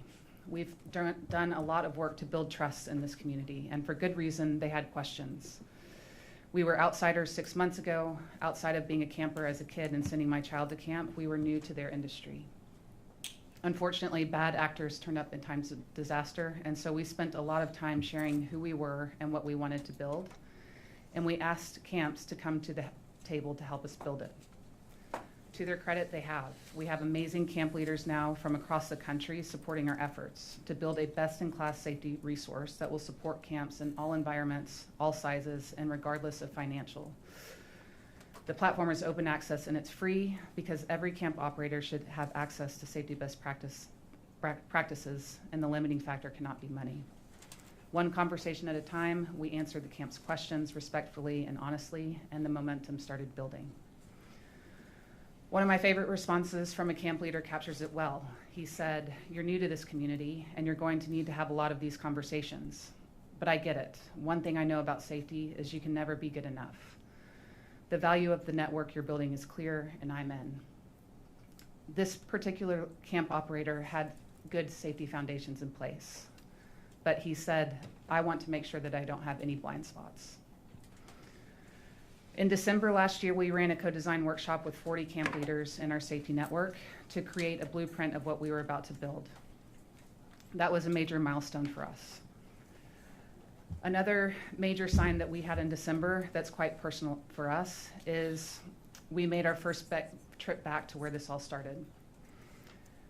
We were in the hill country, and on our way out, we pulled over to the memorial site on the side of the Guadalupe River and paid our respect to the 27 girls. As we were leaving, we received a message that our 501c3 nonprofit designation had been approved by the IRS in less than 1 month's time during government shutdown. This is one of the many signs we've received loud and clear from the heavens above, and no doubt one of the strongest. Today, the Safety Navigator is a free, open access platform. It includes more than 30 templates that camps can download and customize for their specific camp environments. The priority template for us in Texas this year was the Emergency Action Plan for all of the reasons discussed today and yesterday. This template was designed by a group of safety experts and a collection of camp leaders. We also have an interactive risk assessment tool that helps camps across the country understand what their major risk and hazards are. It's not always floods, it might be tornadoes, wildfires, etc. And last week we launched a safety and emergency action plan training series designed for camp staff, counselors, and campers to not only plan, but to practice the plans. Lastly, the platform includes the option for camps to request direct access to our network of volunteer safety experts for one-on-one supported conversations. In less than 3 months, we have close to 600 camp users actively engaging with the platform. Last week, as I mentioned, we launched our training program across 3 camp locations in Texas. We had over 100 camp staff in the room in person, and on our final day, our live stream connected with another 200 camp staff across 40 states, 2 Canadian provinces, and we had 1 participant from Germany. It's one thing for me to tell you it's working. It's another for you to hear it from camps directly. I have 2 quotes from last week. The training was fantastic and made such a difference in helping me understand how to make our emergency action plan trainable. What you have built in such a short amount of time is seriously impressive. The second, for me, the biggest one was getting more buy-in from our team on the importance of safety and how simple it can be. On the 3-hour car ride home, my colleague was telling me everything he wanted to start including in our EAP. You broke through, and I know my camp will be better because of it. Our work isn't about making sure that documents are filed and in binders or that the boxes are checked. This is about transforming a culture of safety in an industry that serves 26 million children a year. This is not a compliance exercise. We are not inspectors, certifiers, or accreditors. We are leading and supporting a transformational change, and again, from the position of the helper. Our team doesn't feel like we chose this mission. We feel like the mission chose us, and we're answering the call. We've formed privately, quickly, and have done a lot with a little. But we're now asking this committee for help. Imagine what we could do with the power of the state of Texas behind us. Imagine what Texas could do to lead this effort nationally. This started as a classic Texans helping Texans story, but we are now growing a national movement, and Texas has the opportunity to lead it. 26 million children attend camp every year in this country, millions of them right here in this state. They deserve more than good intent. They deserve systems, tools, and trained people standing behind every camp gate. To this committee, we are simply asking for a conversation about how the power of the state can get behind the movement that's already working. To the Heavens 27 families, we see you, we honor your girls, and we are all in on this mission with you. To the camp community, we are your helpers, and we're just getting started in this work together. We didn't choose for this disaster to be part of our story, but we are choosing every single day to be part of the answer. Thank you. Thank you, members. Any questions? Chair, recognize the Speaker Moody. Thank you, Ms. Johnson. I appreciate that. And 2 words of thanks to begin with. Thank you for answering Ms. Garrett's call. And I know that sharing all of that and being a part of that story that you didn't ask to be a part of was difficult to do, but it's incredibly important. So thank you for doing that. Thank you also for answering the call to be a helper. This is the kind of work that we need to focus on looking forward. And as stated earlier, I'm not interested in check boxes. I'm interested in changing the culture of the way things are done so that people are safe and kids are safe. And that's the work you've dedicated yourself to, so I want to thank you for that. in your time, I know you've just been operating a short period of time. I think I'd be remiss if I didn't ask. A lot of people have said yes. A lot of people have leaned in with you. Have you had any hurdles to where you're at now, trying to get up and running and helping camps out? Are there hurdles that we need to hear about as well? Starting something this fast is always challenging, but our mission is so strong. The safety community, as I said, has jumped in with us. We did not receive a single no from a safety person. The deep passion that these experts have for what they do rang very clearly, and they connected with our mission. We were new to the camp community, as I mentioned, so we spent a lot of time last year building that trust and respect, and we have it. And there is an openness from the community to lean into this work with us. And I think there were comments yesterday asking the camp community to listen. Many are, and many are wanting to improve the foundations of safety that they have today. We are a team of 3, and so our hurdle is scaling this nationally. We need funding. We need state support with resources. Resources like the ones that were discussed earlier with Chief Kidd, emergency management coordinators, folks within the state that have access to resources and people that can help us amplify this movement. That's our greatest hurdle so that we can move this across the nation quickly. What, in the work you've done so far, what interactions have you had with state agencies as you've started to deploy some of these resources to these camps? We have talked to individuals from state agencies that are supporting us as individuals, but we have not been able to have formal conversations with state agencies to this date, which is why I'm here asking for help. And that's why I'm trying to drill down on which agencies? Any of them. Anybody? Yeah. So you have individual people that are within agencies discussing things with you, but essentially not a top level coordination. Yeah. And that's what we're asking for, is a meeting with the appropriate officials. I'm glad you asked, because we're going to get an answer for you, and I assume it's going to be another yes. Thank you. Senator Barry? Thank you, Mr. Chair. Real quick, have you reached out to the Mystic group, and if so, what was the response? Because clearly, based on their first round of applications, if that's your work, they didn't get the message. It seems to be a very incestuous kind of culture with camps that they want to keep everything close to the vest. But have you had conversations with Mystic about your services, your plug-in and access? And if so, what was the response? Representatives from Camp Mystic contacted us, as did many others from the camp community, which once word started getting out about what we were doing. They contacted us, and we spoke with them early this year and shared with them what we were building with our platform. Our platform, as I mentioned, is open access to the public, and it's free of charge for anyone.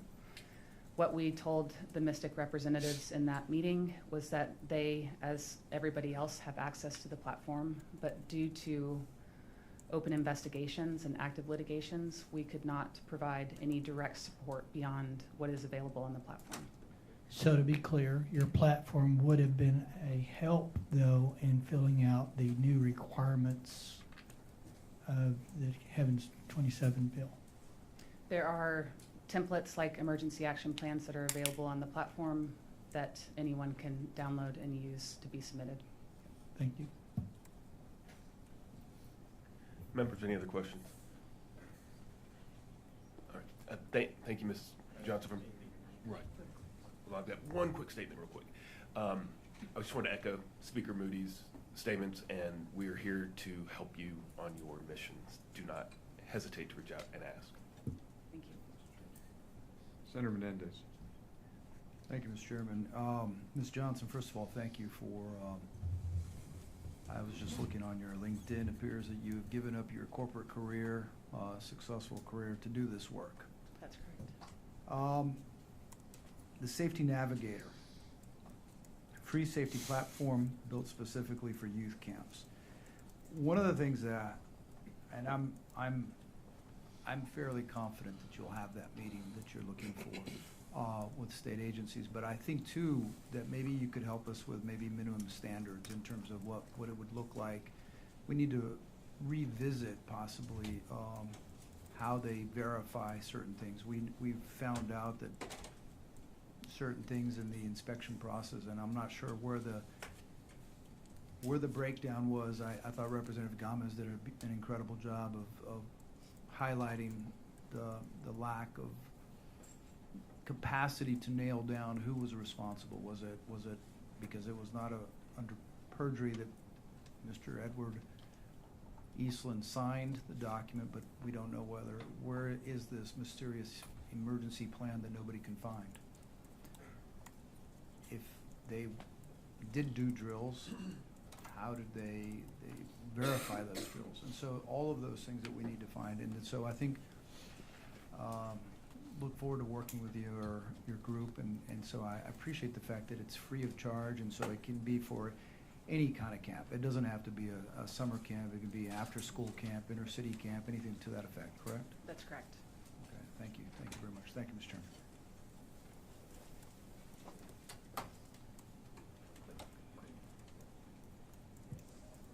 Senator Hughes. Senator Proforce. What agencies do you need to meet with? Just name them right now. TDM, Teeks, and Dishes.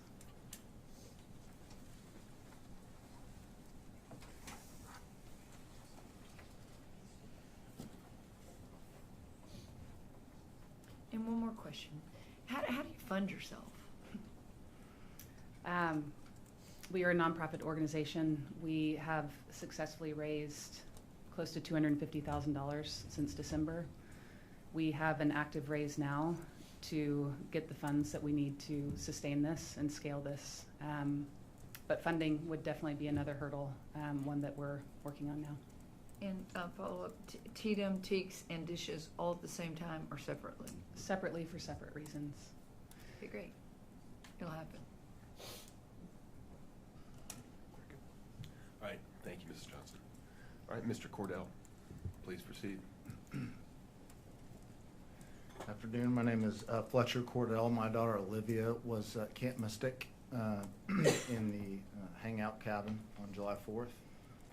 Happy to talk about that. Appreciate the opportunity to also echo a lot of the comments that have been shared with Ms. Garrett and her team and how they've approached and their sensitivity. It's very impressive, as was watching their work on the feed yesterday. And there was a lot of discussion at our house about showing up for the same reasons everybody else probably has, which is protecting your daughter. But I also think that a big part, if not the main part of being a father, is showing up. And so I'm showing up. And before I talk about her experience, I want to read something I wrote that inspired by Heavens 27, if that's okay. All right, ladies, need you. Well, what to say? What do you say? Hello, how are you? How was your day? It's an odd thing to feel this connection when distance and pain blur love and affection. And it does leave me reeling and haunted and healing and feeling the feelings that hang in the air, the tension, the fear, the dread, the despair. So here are some words. You can take them or leave them. We all love our angels. We love and we grieve them. And we look to the sky and ask, why, God, oh why? Why did you take them? You didn't stop it. The thunder, the rain. So why so much pain? We're hurting, oh God, we hurt and we miss them. Help us to understand, what was their mission? Are you that callous, that heartless, that cruel? But then who am I to question his plan? A mortal, a father, a man, a fool, to question his providence and dispute what he wants for us, to pray, to love, to live and let live. And then one day, after hitting my knees, I asked once again the question of why for these girls that we miss. The answer, do don't know, but maybe it's this. And this isn't a lecture. These are my thoughts, my attempt at conjecture. Later that day, the Coast Guard was approaching, flying to rescue and hoping and hoping. But the weather with malice was refusing to leave, and you cannot find what you cannot see. And so the flight time required, which normally takes 2 hours, was extended, upended, and turned into 7. And I wondered, was there another mission that day, invisible, undetected, but well underway? Where are they? Where are they? The crew members asked, flying feet off the ground, hearts beating with fear. And right when it seemed they might not succeed, hey, follow us. Our friends are over here. It's more of a suggestion than an answer to the question, but it's one I happen to believe. How many angels are needed to part heavens? Well, what do you know? It's exactly 27.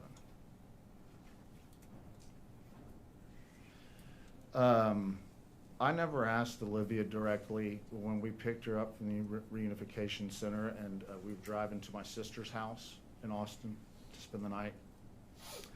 And it was, of course, as everybody knows, raining again, and dark, raining, you know, mentally struggling to focus on the road. So I had my AirPods in on silent mode because I just didn't want to be fortunate enough to have my daughter survive, and then I blow the whole thing, being reckless and driving.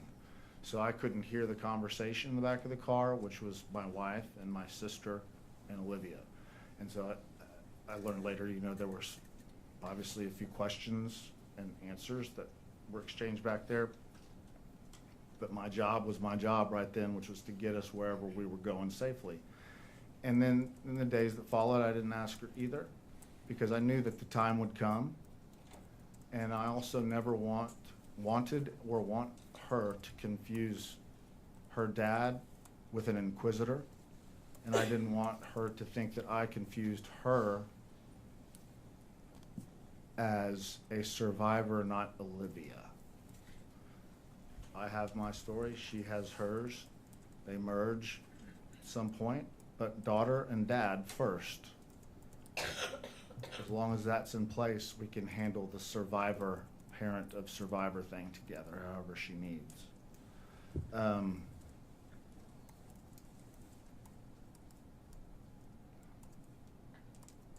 Our day started, similar timelines, putting on bathing suits to go do July 4th things.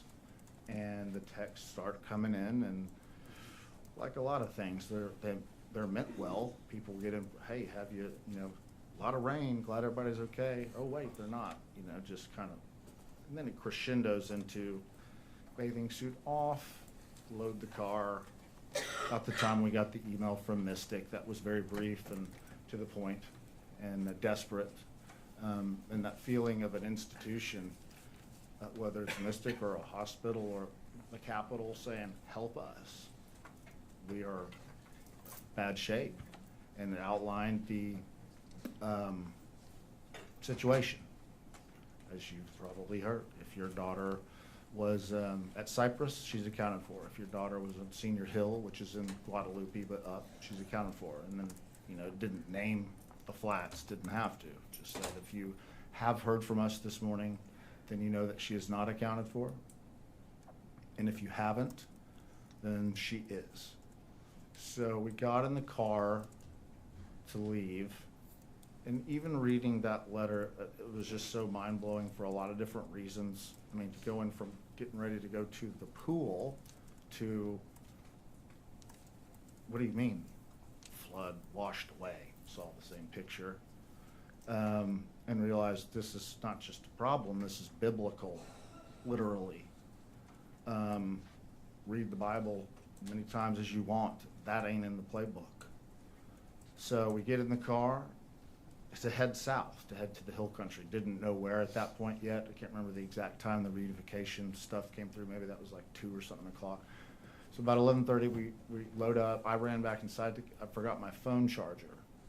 And I grabbed it out of the closet, connected to our bathroom, and I started to walk back to the car, and I stopped in the bathroom and looked in the mirror, and I just looked up, and this guy is alone and scared.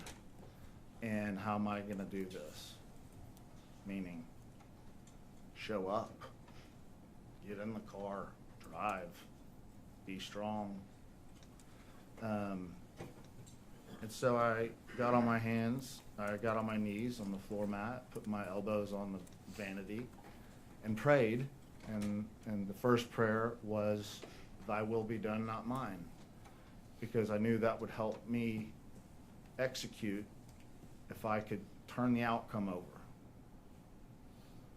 And I did say selfish prayers after that in the car, but I had to lead with the one that said, "Don't know." And a lot of times when I talk, it's like about Mystic to people because it doesn't take a break, and that's okay. As part of the survivor part of it is like, it's easy for me to say, and it is, and it isn't. A lot, it isn't. This collision every millisecond of every second of every minute of every hour of these like atomic particles of gratitude, heartbreak, and guilt all the time. And you can either take that and have a red button and push it and say, I give up, it's too much. And you can do what atomic energy can do, which is destroy. Or you cannot. And it's hard not to hit the button, because the button, like all instinctive decisions, makes you feel good at the time to get mad or to let it go, but it's not healthy, and it's not the right thing to do for your daughter. And to honor those that lost their daughters by not showing up, by doing the wrong thing. So many people, my connection to Mystic is cosmic in a way that is hard to explain. I grew up, I went to Rio Vista for 2 summers. Camp's not really my jam, more of a sleep-in Doritos situation. I like air conditioning. My dad went there, my uncle went there, but I do remember the Mystic dance. That was the standout. I can pause archery, let's go dance. Mary Seal, I still remember her name, pen pal, first girlfriend. And then in 1994, I am at the Fiji House, where I went to college at Texas, and I'm in August of '94. And I meet a fellow named Richard Eastland, who I had known of, and he had known of me because my uncle is his godfather. So we both grew up, 2 separate worlds, never met. Oh yes, you have a godson named Richard, right? Oh, you have a nephew named Fletcher, right? And our uncle wanted us to meet face to face. Makes sense? And so we did at the Fiji House, party before, pledgeship starts. In 30 minutes, had a nice chat, and that was the last time I saw him until the 7th of this past July. And later that week, I met another fella, Cullen Childress, who was my pledge trainer. And of course his brother and Chloe's father, Matt, and got to know Wendy. So here I am. Cullen is I feel like I know Chloe because I know her blood, and I talk to Chloe a lot. She helps me through stuff. She is a machine. I've never met her, but I know her because I know her blood. I mean, Cullen was a huge part. I mean, you're 18 years old. You spend 10 months together with simulated hardships, learning how to stay a unit and how when one fails, they all fail. You stay together. And that while it may be good to be one, it is great to be many. Matt was so kind, so kind. So then in July, on the 7th, I went down to Mystic. That was a Monday, I believe. I tried to go on Sunday, but the highways were still flooded. And I went because Olivia, when this was 2 days after the first letter home from camp, which was The reunification center, of course, was the first jolt of horror, you know, people as close as these ladies are to me that checked in and got a different update. Either, I presume, she is still unaccounted for, or she's accounted for, but we need to go talk about it. And people I know that I saw a day before or 30 years before. And we never heard Olivia's name called by the yellow shirt microphone man. I counted scuff marks for hours on the floor of that gymnasium. The crazy thing is that when we got that email and it said something to hang your proverbial hat on because we had not heard from Mystic, i.e. she's accounted for, it sure seemed awful early to have everything locked in and loaded. I would certainly understand, even with all best efforts, that it might not be 100% accurate. So, no phone call is positive. We're driving south. It takes forever. The closer you get to Ingram, the harder it is and the longer it takes to get to Ingram, because now I got to ask guys in Suburbans next to me, how do you drive across a river? And we take turns. Dads helping dads. You go first, stay on the upside, I'll go next, all that nonsense. And then the phone rings. I'm like, you know, shit. Here we go. And we're on somebody's yard. We're not even on a road because everything's closed. Some rancher somewhere's got my tire skid marks on them. We pull over and answer the phone, and this lady says, are you, may I speak to the parents of Olivia Cordell, Molly Cordell, Philip, my first name. And yes, this is her speaking. And she said, well, have you heard from camp about your daughter today?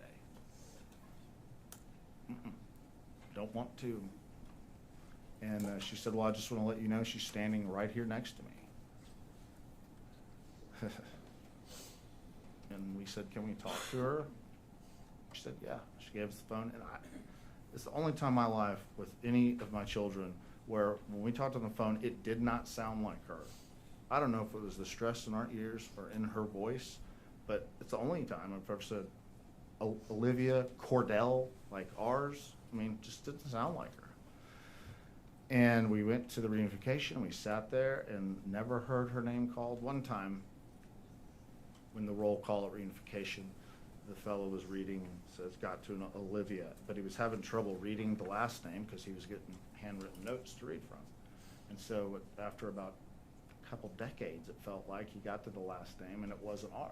Well, unbeknownst to me, my wife, showing up in her mom way, went over to the other building where the girls were held when they were ready to be reunited to go home, because we had gotten a call technically. And so I was sitting there like this, just again trying to see how high I could get in the scuff counting, time passing, and I could see Molly kind of coming up towards me, the silhouette of your wife, you peripheral vision. And so I looked up thinking, I don't know anything is going to be what I'm going to tell her. And before I got to her head, there was Olivia right in front of her, eclipsed by her mother's silhouette. And until that point, I didn't think we had her. And that's when the guilt started right there, immediately. When I say collision of gratitude and heartbreak and guilt, it is instantaneously. And then you feel guilty for feeling guilty. But what this experience has affirmed in me is I'm so grateful that years ago, before this happened, I decided to try and be the best version of me that I could be, as a dad, as a husband, and as a fellow, to help people. And my story has helped people. And I'm so grateful they've told me that. When I say my story, I mean the things that I used as resources to help me through that day and the days since. Faith, connection, love, honesty, feeling feelings that you can get through stuff. And on the 7th, when I went back down, when I went to Mystic itself to look for my daughter's charm bracelet, which was a mission that was not going to be successful, and I knew that, but I needed a mission. Didn't matter what I was going to look for. She felt bad that she had lost her charm bracelet because she left it out on her trunk. So here's my daughter. She's feeling guilty for losing her charm bracelet. Here we go, Academy. It's muck boot time. I'm getting in the car. Goodbye. And go get her things. And I'm in her cabin. I'm taking a break because it's hot. I mean, the drive down there and around there is, of course, prehistoric, biblical, zombie, World War, whatever. It's unbelievable. And about 50 yards, I'm out on the stoop, about 50 yards away, because hang out, set back a little, there's a guy walking, looks like another dad or something, walking, and he goes, "Hey, do you need any help?" I said, "No, man, I'm looking for a needle in a mud pit. It ain't happening. You good? You need anything? Your daughter good? Your daughter good? Yeah, okay." And so he starts to walk up to the cabin to introduce himself. And I've got, sludge and dead fish with gloves and things going on. I was like, but then I saw him get closer, and he goes, "Hi, I'm Richard." And I said, Richard? Fletcher. So 30 years later, since 1994 at the Fiji House, here's Richard.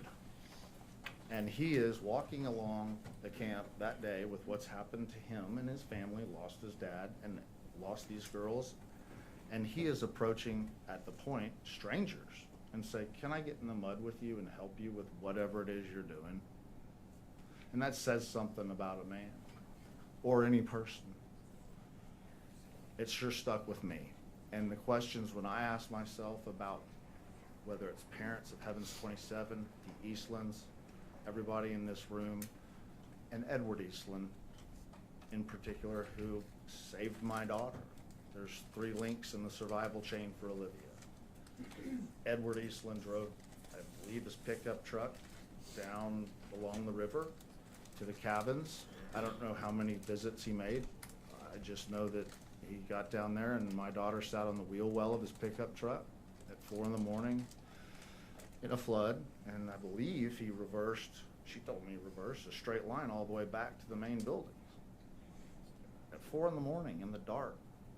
Rear view mirror, I imagine, was a little full of 15 or 20 little girl heads. Tough gig. And I can't even imagine. I said, "Richard, Edward, how do I thank him?" He goes, "Man, he ain't thinking about the wins. He is thinking about the losses. Thanking is not something he's down for right now." And I understood. And then I went to Marble Falls to buy a metal detector, not because I thought I'd find a bracelet, but because I could donate it to the camp. So I came back. I didn't see Richard. As I'm messing around with a metal detector, I then see Richard. So this is a couple hours later. They said, "Richard's out surveying property." I found out what that meant. And I watched Richard in a buggy as I'm near hangout doing, nonsense with a metal detector. And I see Richard in what looked like a, ranch car, whatever, with parents, one set at a time, driving them down past Bug House down to the Grove area, spending a lot of time down there, coming back. That dismount and that pain, and I realized at that moment what surveying the property meant. And I watched that for an hour before I had to go, one after the other. And I watched, Richard couldn't see me because of where I was standing. I watched him get in his car between each one, bawl his eyes out, and then rally, show up, and do it again. So where I'm standing, here's an example of how my life is affected, a practical example. I don't own any other blazers besides this one, but I have had anxiety all day because it happens to be a certain shade of green. I have a bracelet that my daughter made me. It's a green bracelet. It doesn't say Mystic, but it's for them. I took it off because I don't want to upset anybody. So it's hard, even with my daughter living. It's nothing. My worst day is nothing like their worst day. The Heaven's 27, not even close. I just don't want to add to people's pain.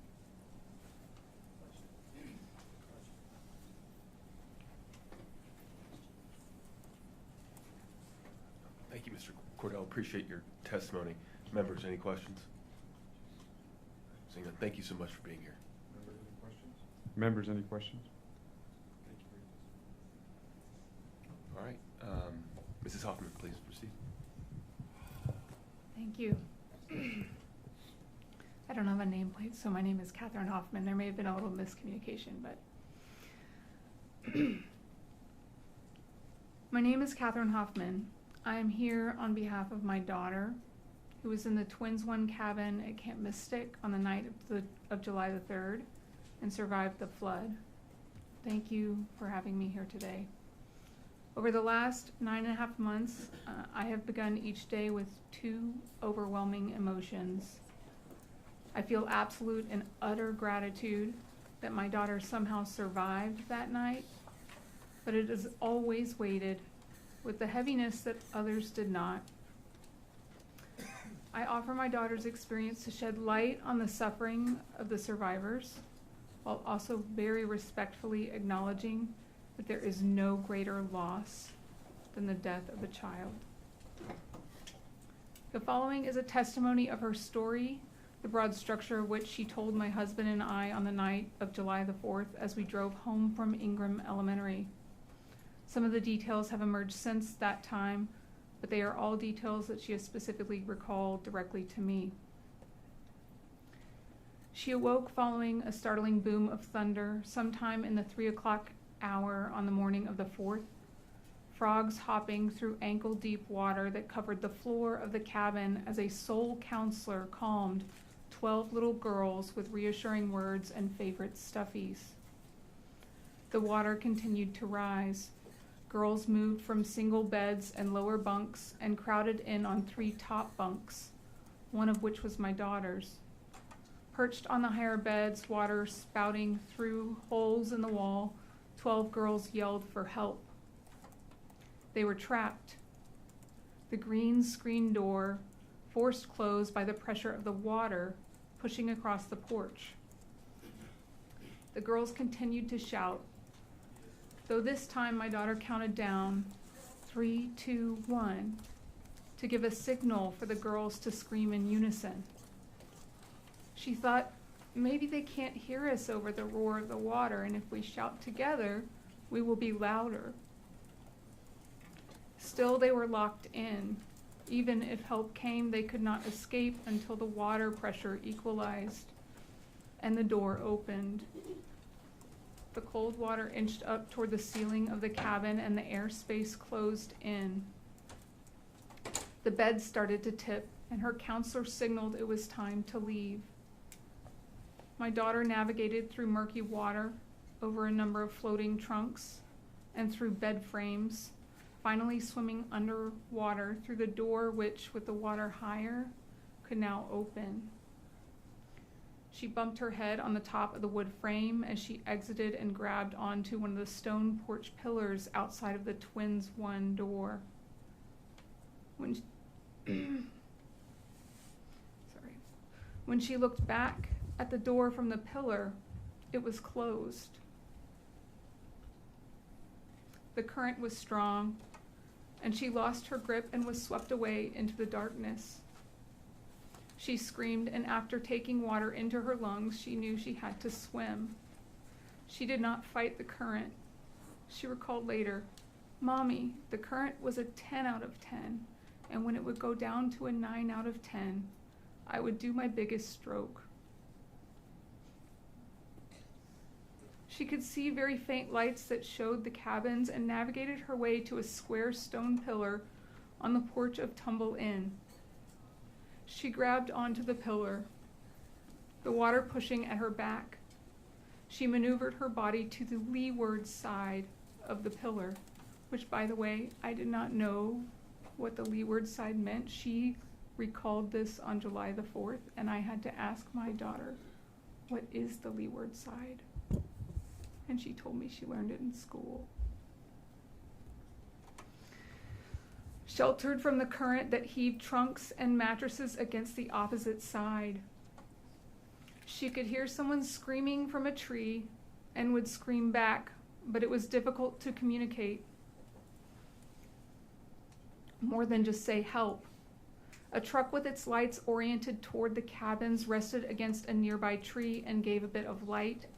She clung to the pillar and watched as mattresses with crickets, bedside lamps still turned on, and alarm clocks passed by her.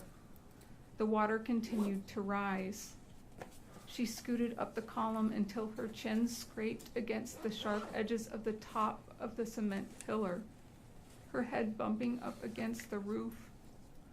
The water continued to rise.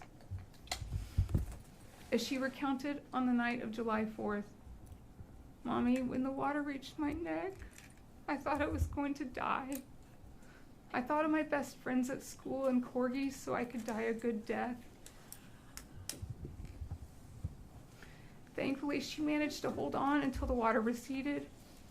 As she recalled, it was like someone had pulled the plug in the bathtub and the water started to go down. She said, "When I could finally touch my toes to the porch, I went like this." She gave me a heavy sigh, and she said, "I thought I might live." This was one example of many times, I'm not sharing the full story, that she thought she would die, and has told me she thought she would die specifically in this story.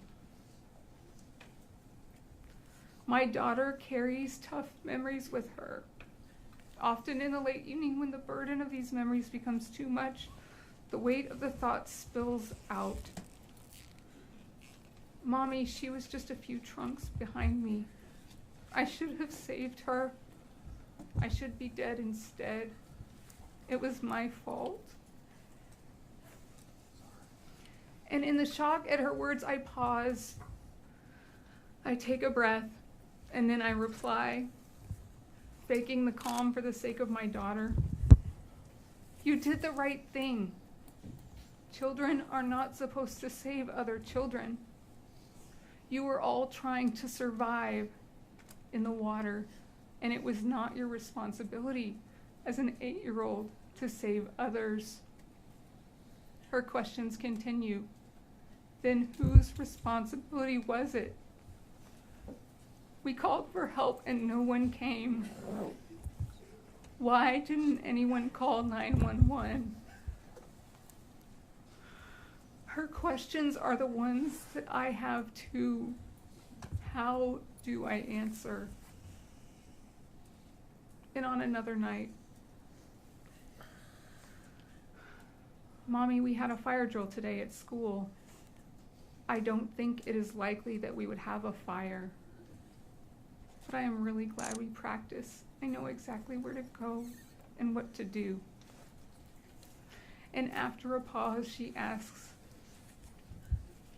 "Why didn't we do a flood drill before the flood?" My mama heart sinks with her question. What do I say? It is with deepest respect and gratitude that I thank, and everyone should thank, the Heaven's 27 parents and the quick action of lawmakers in the passage of the Camp Safety Act. Thank you. On September 5th, you gave me the gift of powerfully healing words that I can offer my child during these gut-wrenching conversations. Reassuring words that I can speak that help to rebuild her sense of safety and security stolen from her on the night of the flood. It is an incredible testament to these families that during their lowest hours of unfathomable suffering, which I cannot even fathom, I am close to this tragedy and I do not understand their grief. It is so deep. They pushed for legislative change. so that no other children die. No other parent has to experience the deep void that they feel, and so that kids who survived the unimaginable on July 4th have the possibility to be brave and go forward. With the reassurance that laws are in place to keep them safe. Thank you. I can now tell my daughter with full confidence that this will never happen again. And so I do, and this is what I say. I do not have all the answers from the night of the flood, but the parents of your friends helped to pass a law that now requires all counselors in cabins to be able to communicate, and requires camps to practice evacuation procedures in the first days of camp, so this cannot happen again. The new law would have required you to evacuate way before the water got to your cabin, and everyone would have survived. And she says, I really wish that had happened, Mommy. I miss my friends. I wish they hadn't died. And I say, me too. And after a long pause, she says, Mama, tomorrow can we write the Rangers? I want to tell them to work hard and not give up trying to find Seal. I reply, yes, we will do that tomorrow. The pre-bedtime conversations that used to consist of birthday parties, books, math puzzles, and excitement about performing at school assembly have been replaced with the darkest, heaviest moments that then become the burden that I carry as a mother. I have given some specific examples of tough conversations to give you a window into my daughter's challenges. These conversations are not the full picture. There are moments I choose not to share today.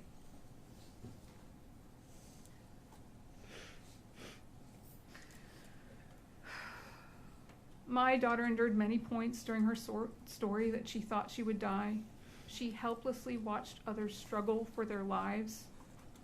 This type of an emotional burden is heavy for any human, much less an 8.5-year-old girl. When considering future legislation, it is imperative to consider the cost of this collective emotional trauma. I tuck her in. Before going to Mystic, my daughter would choose between Taps and Twinkle Twinkle for her bedtime song. And now we just sing Twinkle Twinkle. Thank you. Thank you, Mrs. Hoffman, for that very powerful story. Members, give me questions. Chair recognizes Representative Gomez. Thank you, Chairman. I just want to thank everyone for the bravery that it took to come up here and share your story today. Thank you. Particularly for Mrs. Charlie Johnson. Thank you for your work. Thank you for your service. If I'm not mistaken, you might already have someone vying for you in the Texas Department of Emergency Management. I think you have an old acquaintance or friend there who's very excited to meet with you, and we're looking forward to working together. Thank you. Members, any questions? No questions. Thank you. Thank you. The chair calls the next panel: Cece Stewart, Carrie Hanna, Mallory Luddle, and Allie Naylor.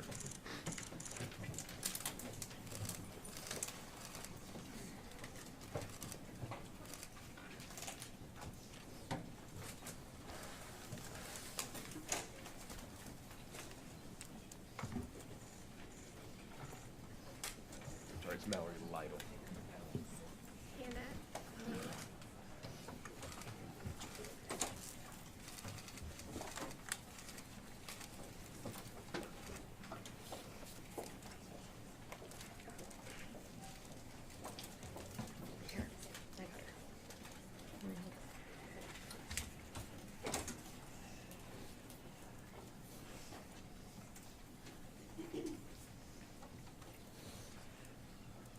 Mrs. Stewart, would you like to begin? going rogue for a second. I did prepare a statement, but anytime I've publicly spoken, I always talk about the importance of hearing from the survivors and the families and the trauma and the impact crater. Glad we have that term now. Most of those were really, really insightful and hard to hear, and I'm glad that they were shared.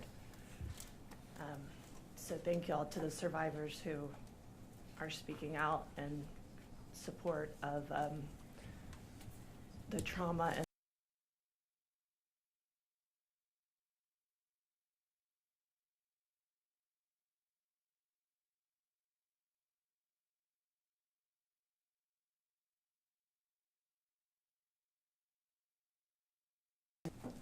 thank you for the opportunity to appear before you today.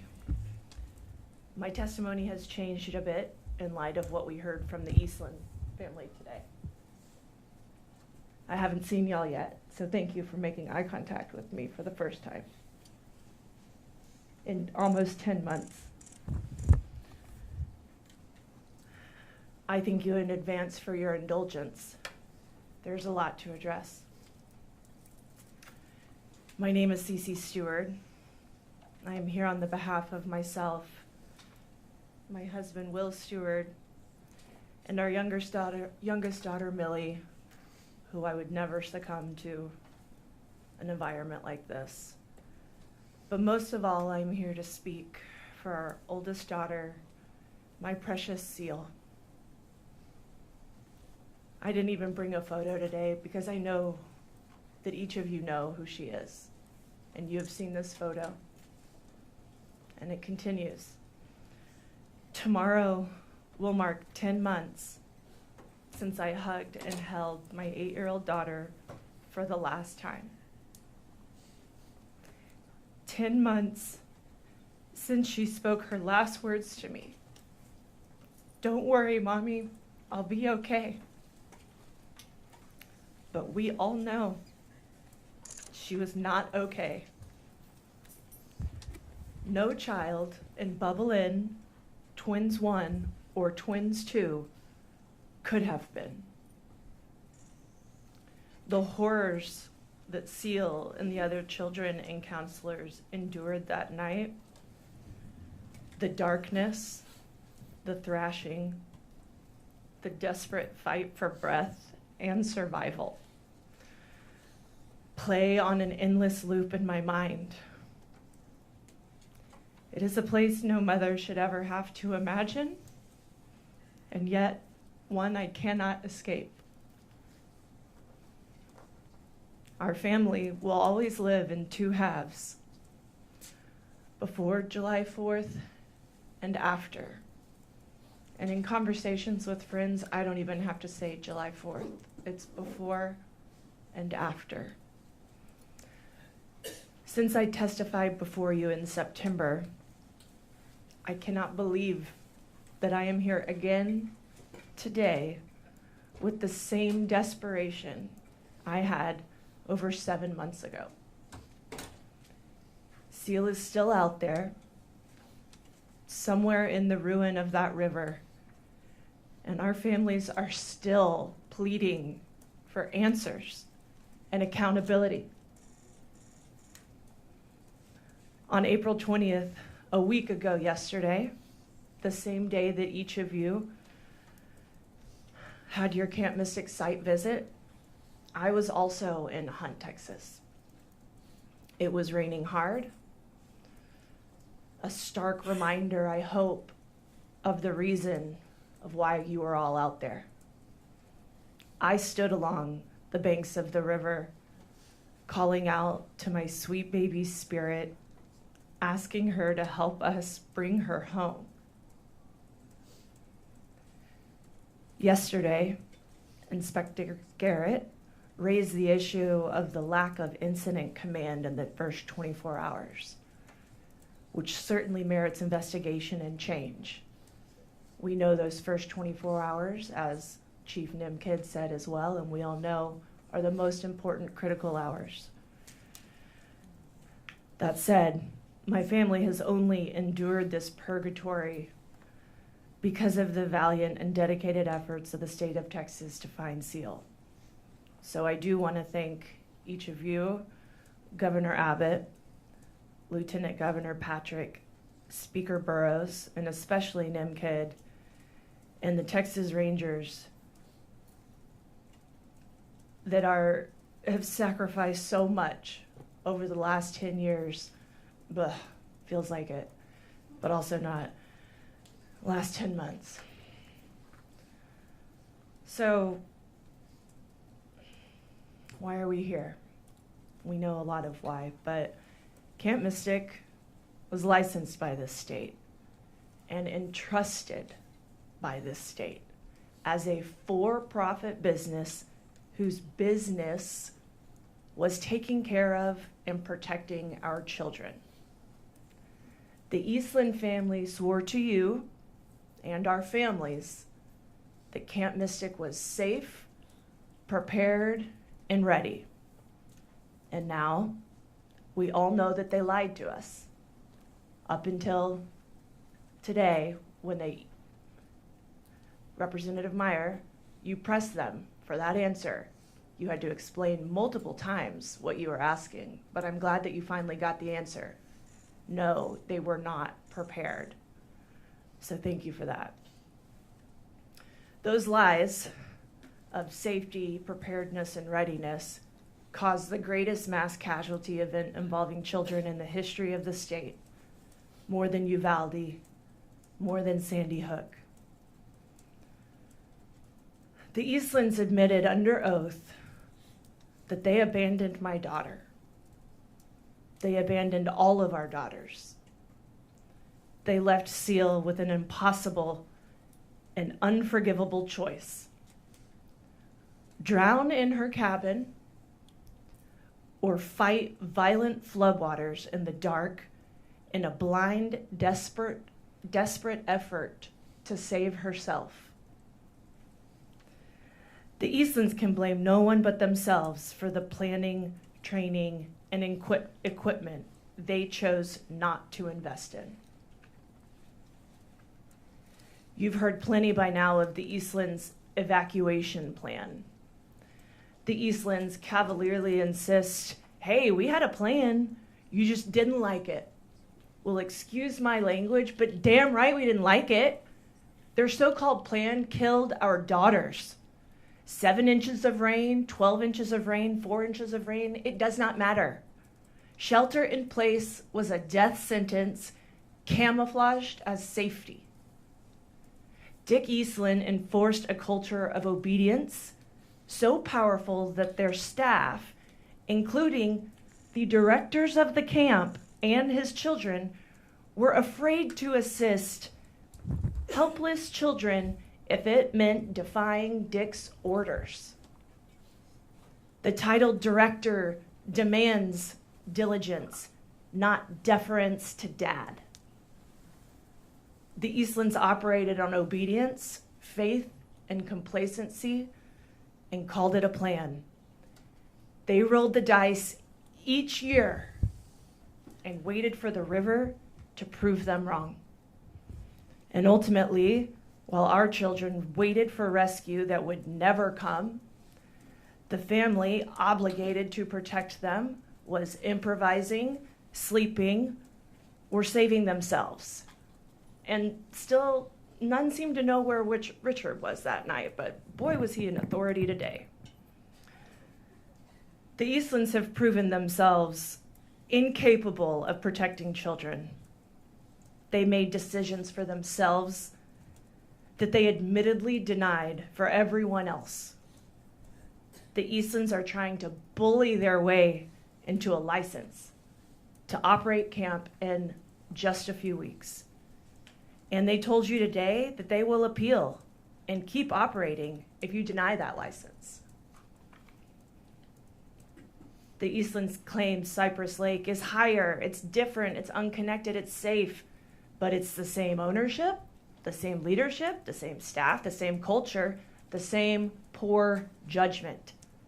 The state of Texas cannot, under any kind of scenario, certify to a parent that this family is qualified to ever watch children again. Nothing the Eastlands could do will eliminate the fundamental failures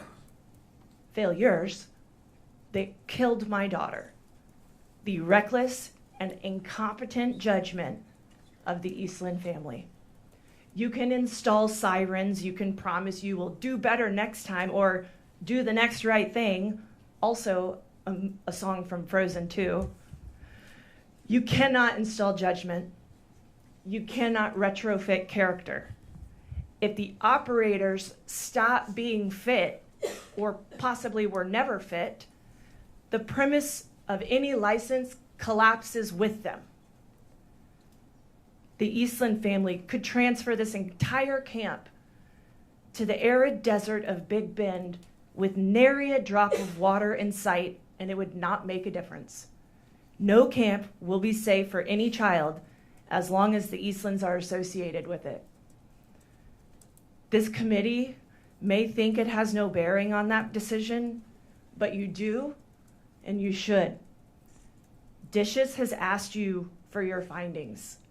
Nothing should stop you or the state of Texas from preventing future tragedy. Isn't that why we're here? And isn't Camp Mystic, the Easton family, in open defiance and violation of the very laws you helped pass in our daughters' names, as evident in their much discussed 11-page deficiencies letter from Dishes? They cannot even be bothered to comply with the most basic requirements for licensure, submitting incomplete and outdated documents, calling it a mistake, an administrative oopsie-daisy by the guy who runs the kitchen, as if safety and compliance should not be their utmost priority, especially while under an active criminal investigation. Senator Kolkhorst, thank you for addressing the Eastlands' failures to report deaths to Dishes. Not within 24 hours, not by the date of our hearing a couple weeks ago, and not even now, today. When Mary Liz was asked about this in court, it was the first time she had even read the law that governs her conduct. She was the health officer. It was her job to know. It was her job to report. She did neither, and still hasn't. She is defiant and blames the camp for not reporting the deaths, the camp of which she is a director and owner. There is, however, one child she perhaps hasn't had to report yet, and that's Seal. The Eastland family markets its camp as a Christian ministry, a camp whose walls and songs and traditions all testify to the same thing, that the adults in charge are serving something higher than themselves. But the way the Eastlands have chosen to treat my family has been callous, absent, false, and demeaning. I expected that the first name on their lips every morning would be the name of the child not yet brought home. But I didn't hear Seal's name from them until I publicly demanded that they acknowledge her and that she was still missing back in September. I expected a ministry to minister to the families it had broken before it ministered to itself. My family was forced to file for an injunction to stop them from further destroying evidence so we can find out what happened to our daughters. We just want answers. We deserve that. It took 4 days of hard-fought testimony. It took a judicial order twice to command them to stop. And even then, they've appealed it. And at one point, one of Camp Mystic's own lawyers in front of me in open court approached my attorneys and told them they were going to burn in hell. The lawyers of a Christian ministry camp told my lawyers that they're going to burn in hell for trying to help me find my daughter and learn the truth about what happened. And when questioned about it, the lawyer, Thomas Wright, said, "Oh, did I say that?" And he turned around and smirked. You can see it all on the video. He was proud. So, in just a few weeks, we'll be back in court. Lord knows what we'll see. The Eastlands want to move our case to arbitration, a closed-door proceeding, to further shield themselves from public scrutiny and oversight. This, despite their promises of transparency and wanting answers and having nothing to hide. Sure. The Eastlands family's desire for truth rings as hollow as Britt Eastland's quote last week and again today, in which he stated, "The last thing we want to do is create any more pain for our parents who are grieving heavily." It certainly seems that way, Britt. So to the Eastlands, I don't know how to do this. Do not insult me by pretending that reopening is anything more than your family's attempt at self-preservation. Do not degrade me by pretending you care about safeguarding or reducing my pain. Do not ever tell our families that one day we will be happy that you opened camp this summer. You have no right to contemplate or presume our happiness. How dare you? Shame on you.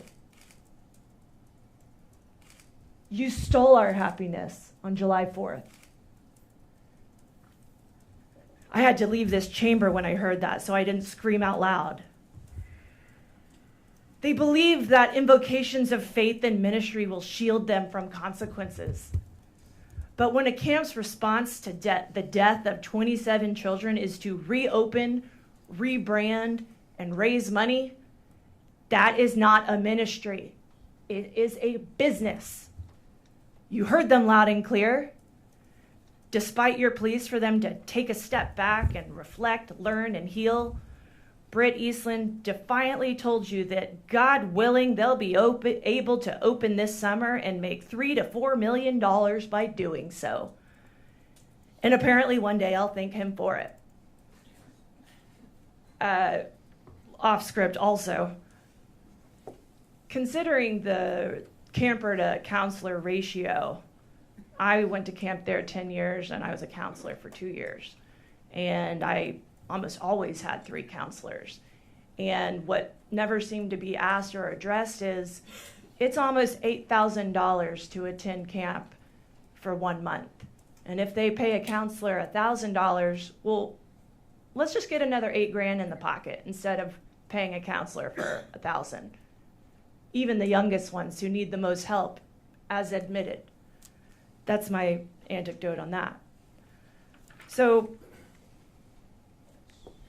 Britt, I got lost from my anecdote. After you, God willing, you'll be able to open. Britt, it's not God's decision. It's apparently yours. Walk away. Tend to your flock. Own your trauma.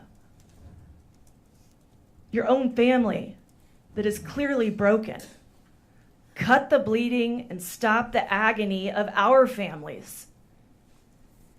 And if the Eastlands won't do the right thing, I ask this state to do it for them. None of them are equipped. How many more deaths are enough? So these days, I'm almost finished, or maybe not. These days, I find myself considering Seal's legacy, how she'll be remembered. It is not what I imagined for her, and certainly not what she imagined for herself. But I cannot bear the idea of Seal remaining known as Seal Stewart, age 8, unaccounted for, the only mystic camper who is yet to be recovered. I haven't shared much publicly about Seal, who she was, what she loved, and who she wanted to be. I've been consumed with her recovery and fighting for accountability for what happened to her, not with telling the world about her. And frankly, I cherish every memory of her life and want to keep it close to my heart. But Seal's legacy is not a statistic. It is not a weather event. It is a parent's worst nightmare, but she was my daughter. And her absence is like the sky spread over everything. Seal would never want our pain to be the only thing that survived her. She was extraordinary. She was loved, and she was stolen from us.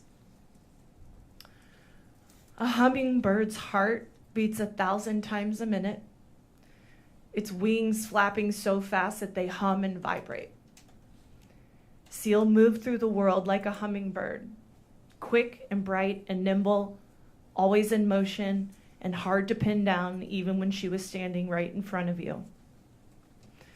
Like my daughter, a hummingbird's life is often tragically short, but both burn bright while they're here.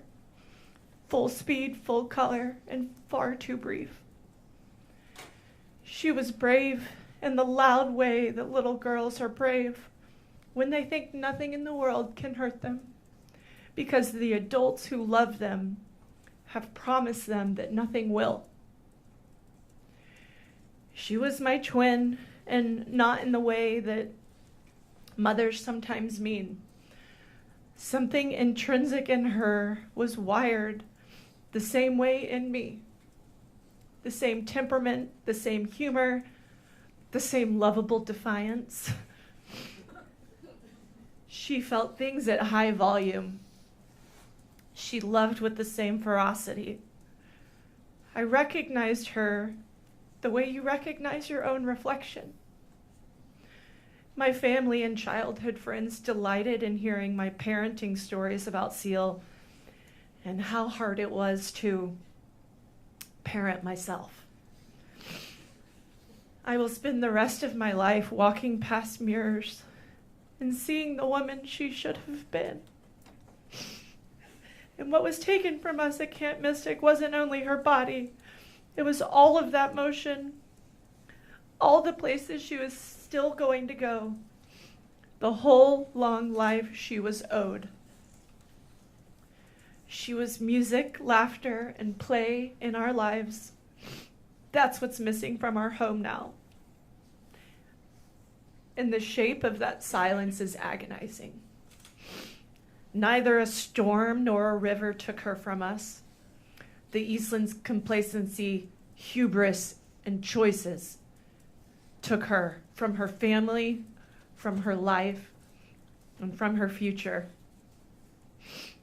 You have to look at what happened and decide whether it counts. We can never give meaning to what happened, but we can all work together to give it purpose, to make sure that nothing like this ever happens again. I am not here to ask you to do anything that is not already within your power. I am asking you to use it, protect it, and strengthen it. Camp Mystic's license should not be renewed.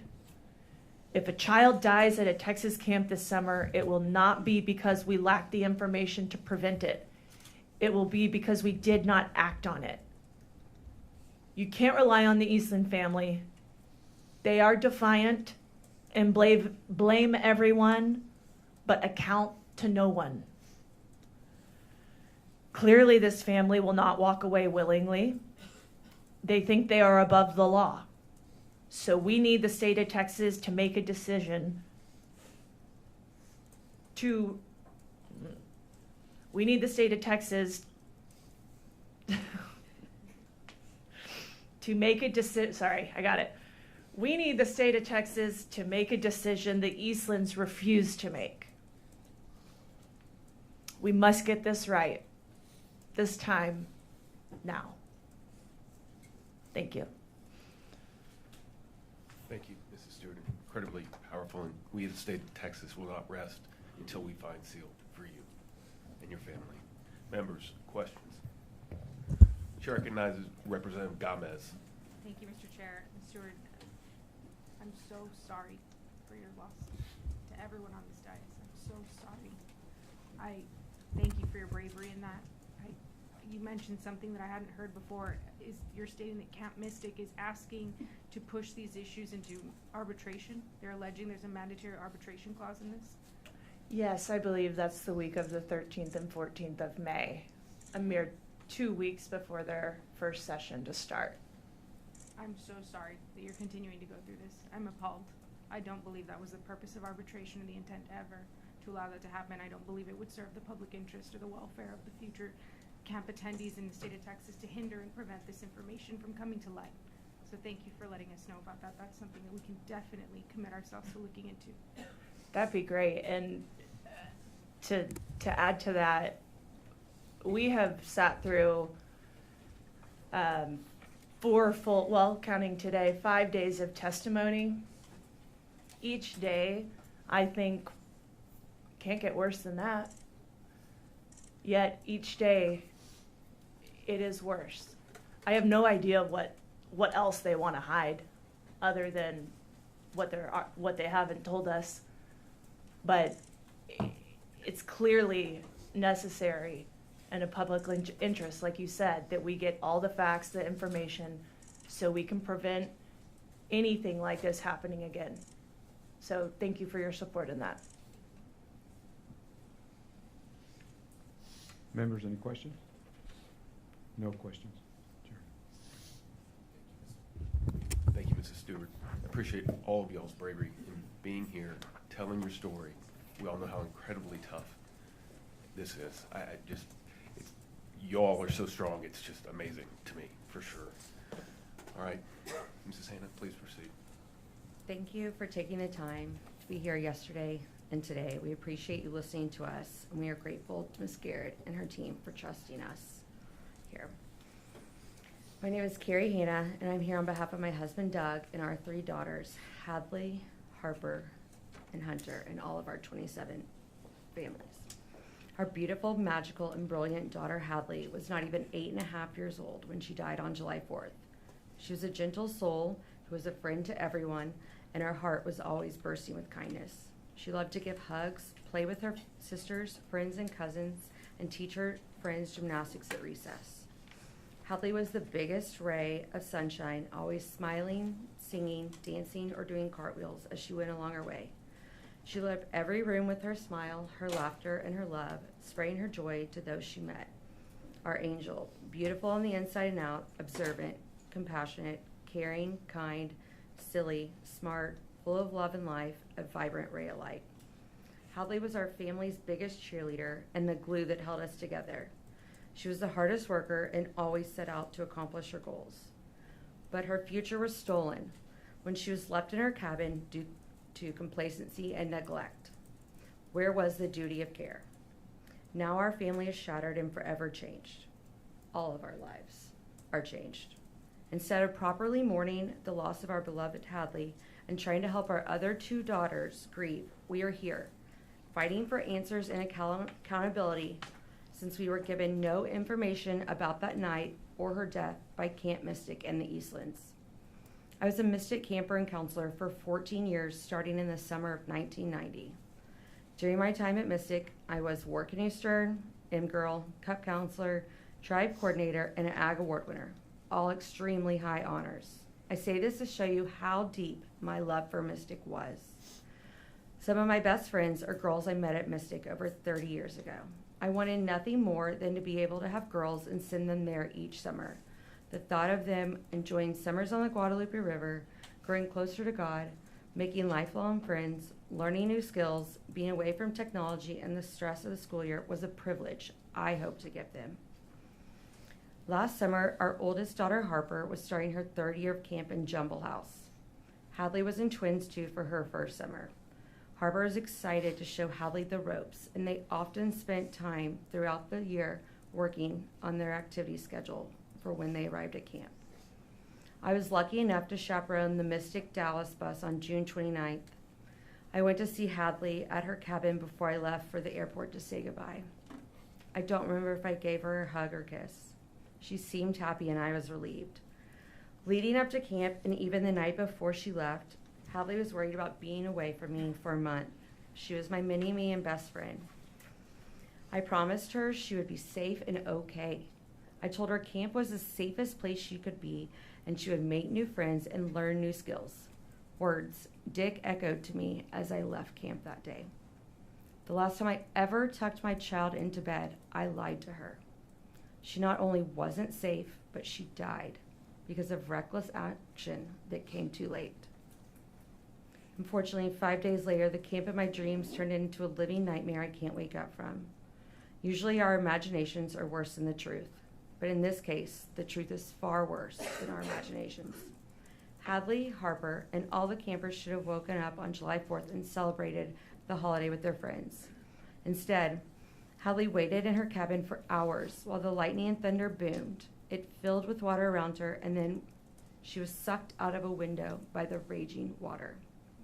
Mere feet away were stairs to an upstairs 2-bedroom apartment. That higher ground could have saved her life, all of their lives. Hadley was strong, so strong. I thought if she could just hold on to something, she would be okay. Instead, she and 2 other little girls were knocked out of a tree and died.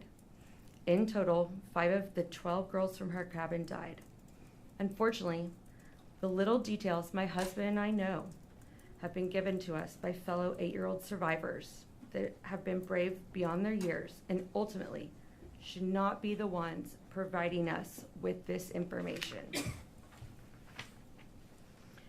Our precious, hilarious, kind, caring, silly, loving little girl who always wanted to help others died because there was no plan, because the PA systems were not used, because there were not enough adults helping, because no one in authority heeded the warnings, because the sweet 18 and 19-year-old counselors did not have proper training on these types of situations. Every counselor on the flats was put in a terrible and hopeless position. And let me be clear, I don't blame a single counselor for anything that happened that night. These were sweet 8 and 9-year-olds, soon to be 3rd grade girls, who were never told where they could possibly go in an emergency. They were told to stay in place unless someone from the office told them otherwise, a rule that proved to be fatal. No one in leadership arrived at Hadley's cabin until it was too late. To the best of our knowledge, the water started rising a little after 1 a.m. on the 4th. I woke up at 7 to text after text telling me that 2 little girls, one from Hadley's cabin and the other from Twins 1, had been found downriver by a neighbor and asking if I had heard anything. The answer was nothing. A while after Doug left for camp, I received a call from a friend in Paris, France, telling me Hadley was unaccounted for. She couldn't provide me with any other information. When I talked to Mary Liz Eastland later, she said Hadley and 26 others, plus Dick, were unaccounted for. Again, I didn't get a straight answer on what that meant and if I should drive down to camp myself. I finally left for Kerrville around 5 p.m. after spending the day without any information or news. On Saturday, July 5th, I made Doug drive me out to camp. We had gone 24 hours with basically zero information from the Eastlands or law enforcement, and I needed to yell for Hadley and all the missing girls. At Hadley's cabin, we found her pajama bottoms hanging from the outside of the bathroom window. We learned later those were the bottoms she had been wearing that night. We had a meeting at the church with officials at 10 o'clock the night of the 5th and were once again without answers. We were told to come back the next morning at 7 to give DNA and that there would finally be some information. I personally asked if there were children in the morgue whose parents had been identified. I'd originally heard this in the media. The answer was yes. There were 5 little girls whose parents were in the process of being notified and 1 unidentified. It turns out it was our sweet Hadley Rebecca. The only way the Rangers knew for sure it was her was after I told them she had alternating green and yellow nail polish on her fingernails. Hadley was found around 2 p.m. on Saturday. For 18 hours, we held on to hope that she would be found alive. The child laying in a makeshift morgue could not have looked more different than our beautiful girl. It is a sight I can't get out of my mind. It haunts me day and night and is all I think about. I think about how much she suffered and how scared she had to have been when her cabin was being taken over with water, and once she was swept out into the cold and dark. It kills me I couldn't help her. I'm constantly asking myself how things could have gone so wrong. The overwhelming lack of foresight, awareness, pre-planning, training, and response in this situation is mind-boggling. This is not the first flood, and it certainly won't be the last. How did things go so wrong? Hadley could very easily have been one of you if she had been given the chance to grow up, advocating to make her city and state a better place. She dreamed of being a Longhorn and would have worked hard to accomplish that goal. Now it has been stolen from her because of what feels like complete disregard and disrespect for the lives of 27 girls. And yet, we are grateful our oldest daughter, Harper, survived that awful night because it is truly a miracle she is alive. Harper and the girls in her cabin were woken by the storm. They were calmed and told to go back to bed by their counselors. From what we have gathered, again, not from any camp leadership, was that around 3 a.m., a fellow 10-year-old from Tumblin 1 came and told Harper's cabin, Jumble House, to run to rec hall. There was no orderly evacuation. There was no walking in a single file line with the counselor in front and a counselor in back. In fact, one of Harper's cabin mates and friends, Greta Toronzo, died because she was never safely evacuated. Once in Rec Hall, a 100-year-old structure, the water rose quickly and the girls were forced to move to one side on the second floor. The balcony is very narrow and usually off limits for campers. There, girls were getting sick and peeing on themselves. At one point, campers were told to throw anything they had brought with them over the side because the water was nearing the bottom of the balcony and their feet. From the time Harper left her cabin to the time she was reunited with Doug late on the afternoon of the 4th, Harper did not know where her little sister and best friend was. For my daughter's privacy, I won't go into details about how things are in the 9 months since losing Hadley. But it is a constant struggle for both of our girls. I will also say, I'll go off the cuff like see, there are major storm warnings going on in Dallas right now.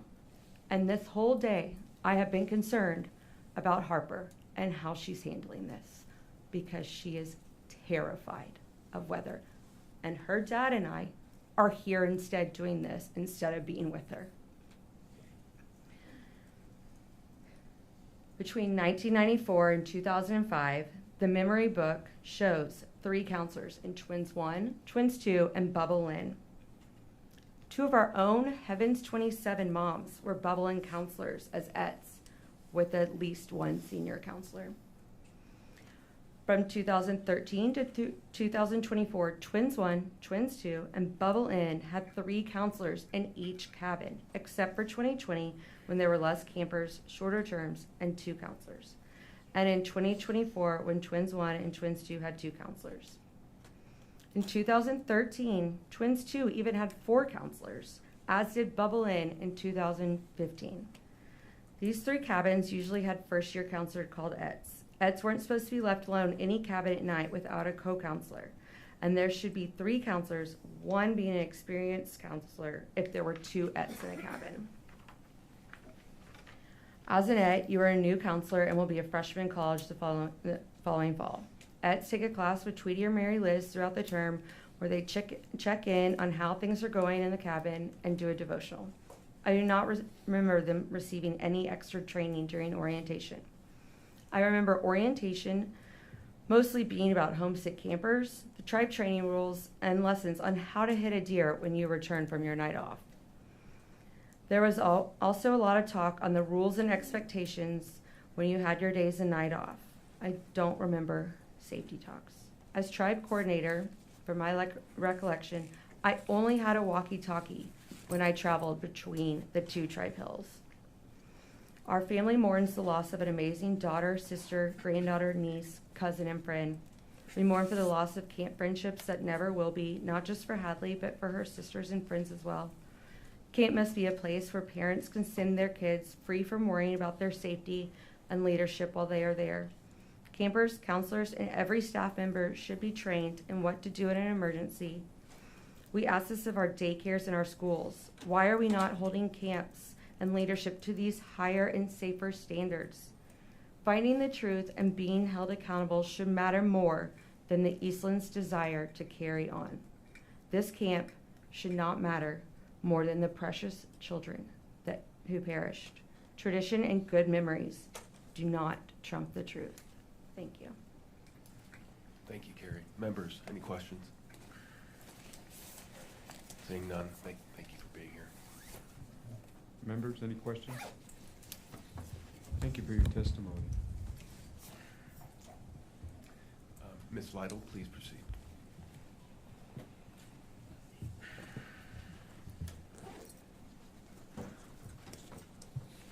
Good evening. My name is Mallory Lytle. My husband, Wade, and I currently reside in San Antonio, Texas. We have 2 daughters, Kellyanne and Emmeline, who mean the absolute world to us. My oldest daughter, Kellyanne Elizabeth Lytle, was a second-term camper in the Twins 1 cabin. Kellyanne tragically died at Camp Mystic on July 4th, 2025. She was only 8 years old. My husband and I did not receive a phone call from the Texas Rangers until a week later, informing us that Kellyanne's body was finally recovered and positively matched our DNA. Kellyanne was a cheerleader, a softball and soccer player, a Girl Scout, a beauty queen, a high-achieving academic student, and a true leader. She was a perfect daughter, a beloved granddaughter, a protective big sister, a fun-loving cousin, and a loyal friend to everyone. Kellyanne had the kindest soul, the whole world ahead of her, and her beautiful life was stolen from us. I was a Mystic girl. I attended Camp Mystic as a first-term camper for 9 years. This camp meant everything to me. The memories and experiences that I had as a camper, I wanted to share with both my daughters. My sister and my entire extended family attended this camp as well. When I brought my 2 daughters home from the hospital, I immediately signed them up to attend Camp Mystic. I never knew signing that Mystic application was signing Kellyanne's death certificate. I was a first-year camper in Camp Mystic in 1995 and was placed in the Twins 1 cabin. I requested Kellyanne to be in that same cabin. We had many discussions with Kellyanne leading up to camp. She was excited to go, but also extremely nervous as a first-year camper. I had multiple conversations with Kellyanne about her protection and safety at camp. She asked me specifically about rainy days and thunderstorms. I always reassured her that counselors would be trained to help her and that leadership would know what to do in any type of emergency. I believed that, I trusted that, and I was wrong.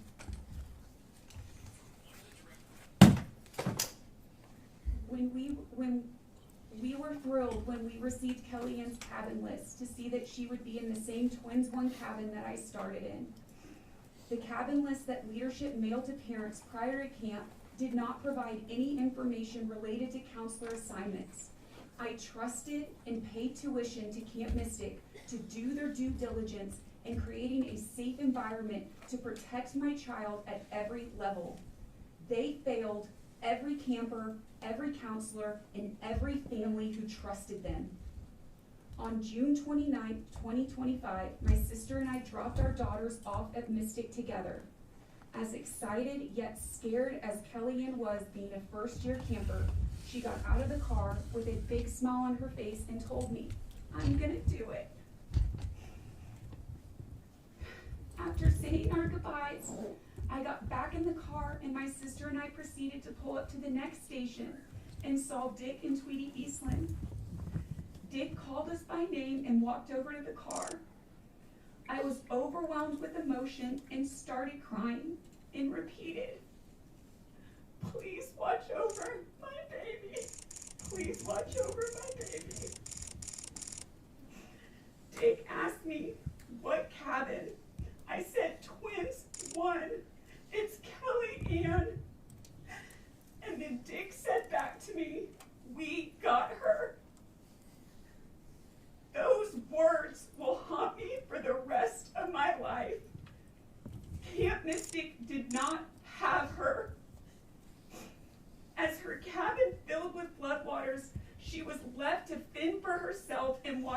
miles downriver to die the most horrific, gruesome death. Camp Mystic created an unsafe environment that just knocked on wood with its safety standards and rolled the dice with our daughter's life. After the tragedy on July 4, 2025, there was many alarming things that came to light. When I was placed in the Twins 1 cabin in 1995 with 12 campers, we had 3 counselors. Kellyanne was placed in the same cabin with 12 campers, but only had 2 counselors. I also learned that both Kellyanne's precious counselors were brand new rookie year, first year counselors. They had no prior experience being a counselor. As I look through 10 years of my camp memory books, Camp Mystic always had 3 counselors placed in the younger Twins 1, Twins 2, and bubbling cabins for all the 3 terms. At what point did Mystic change this practice and reduce the number of counselors in each cabin without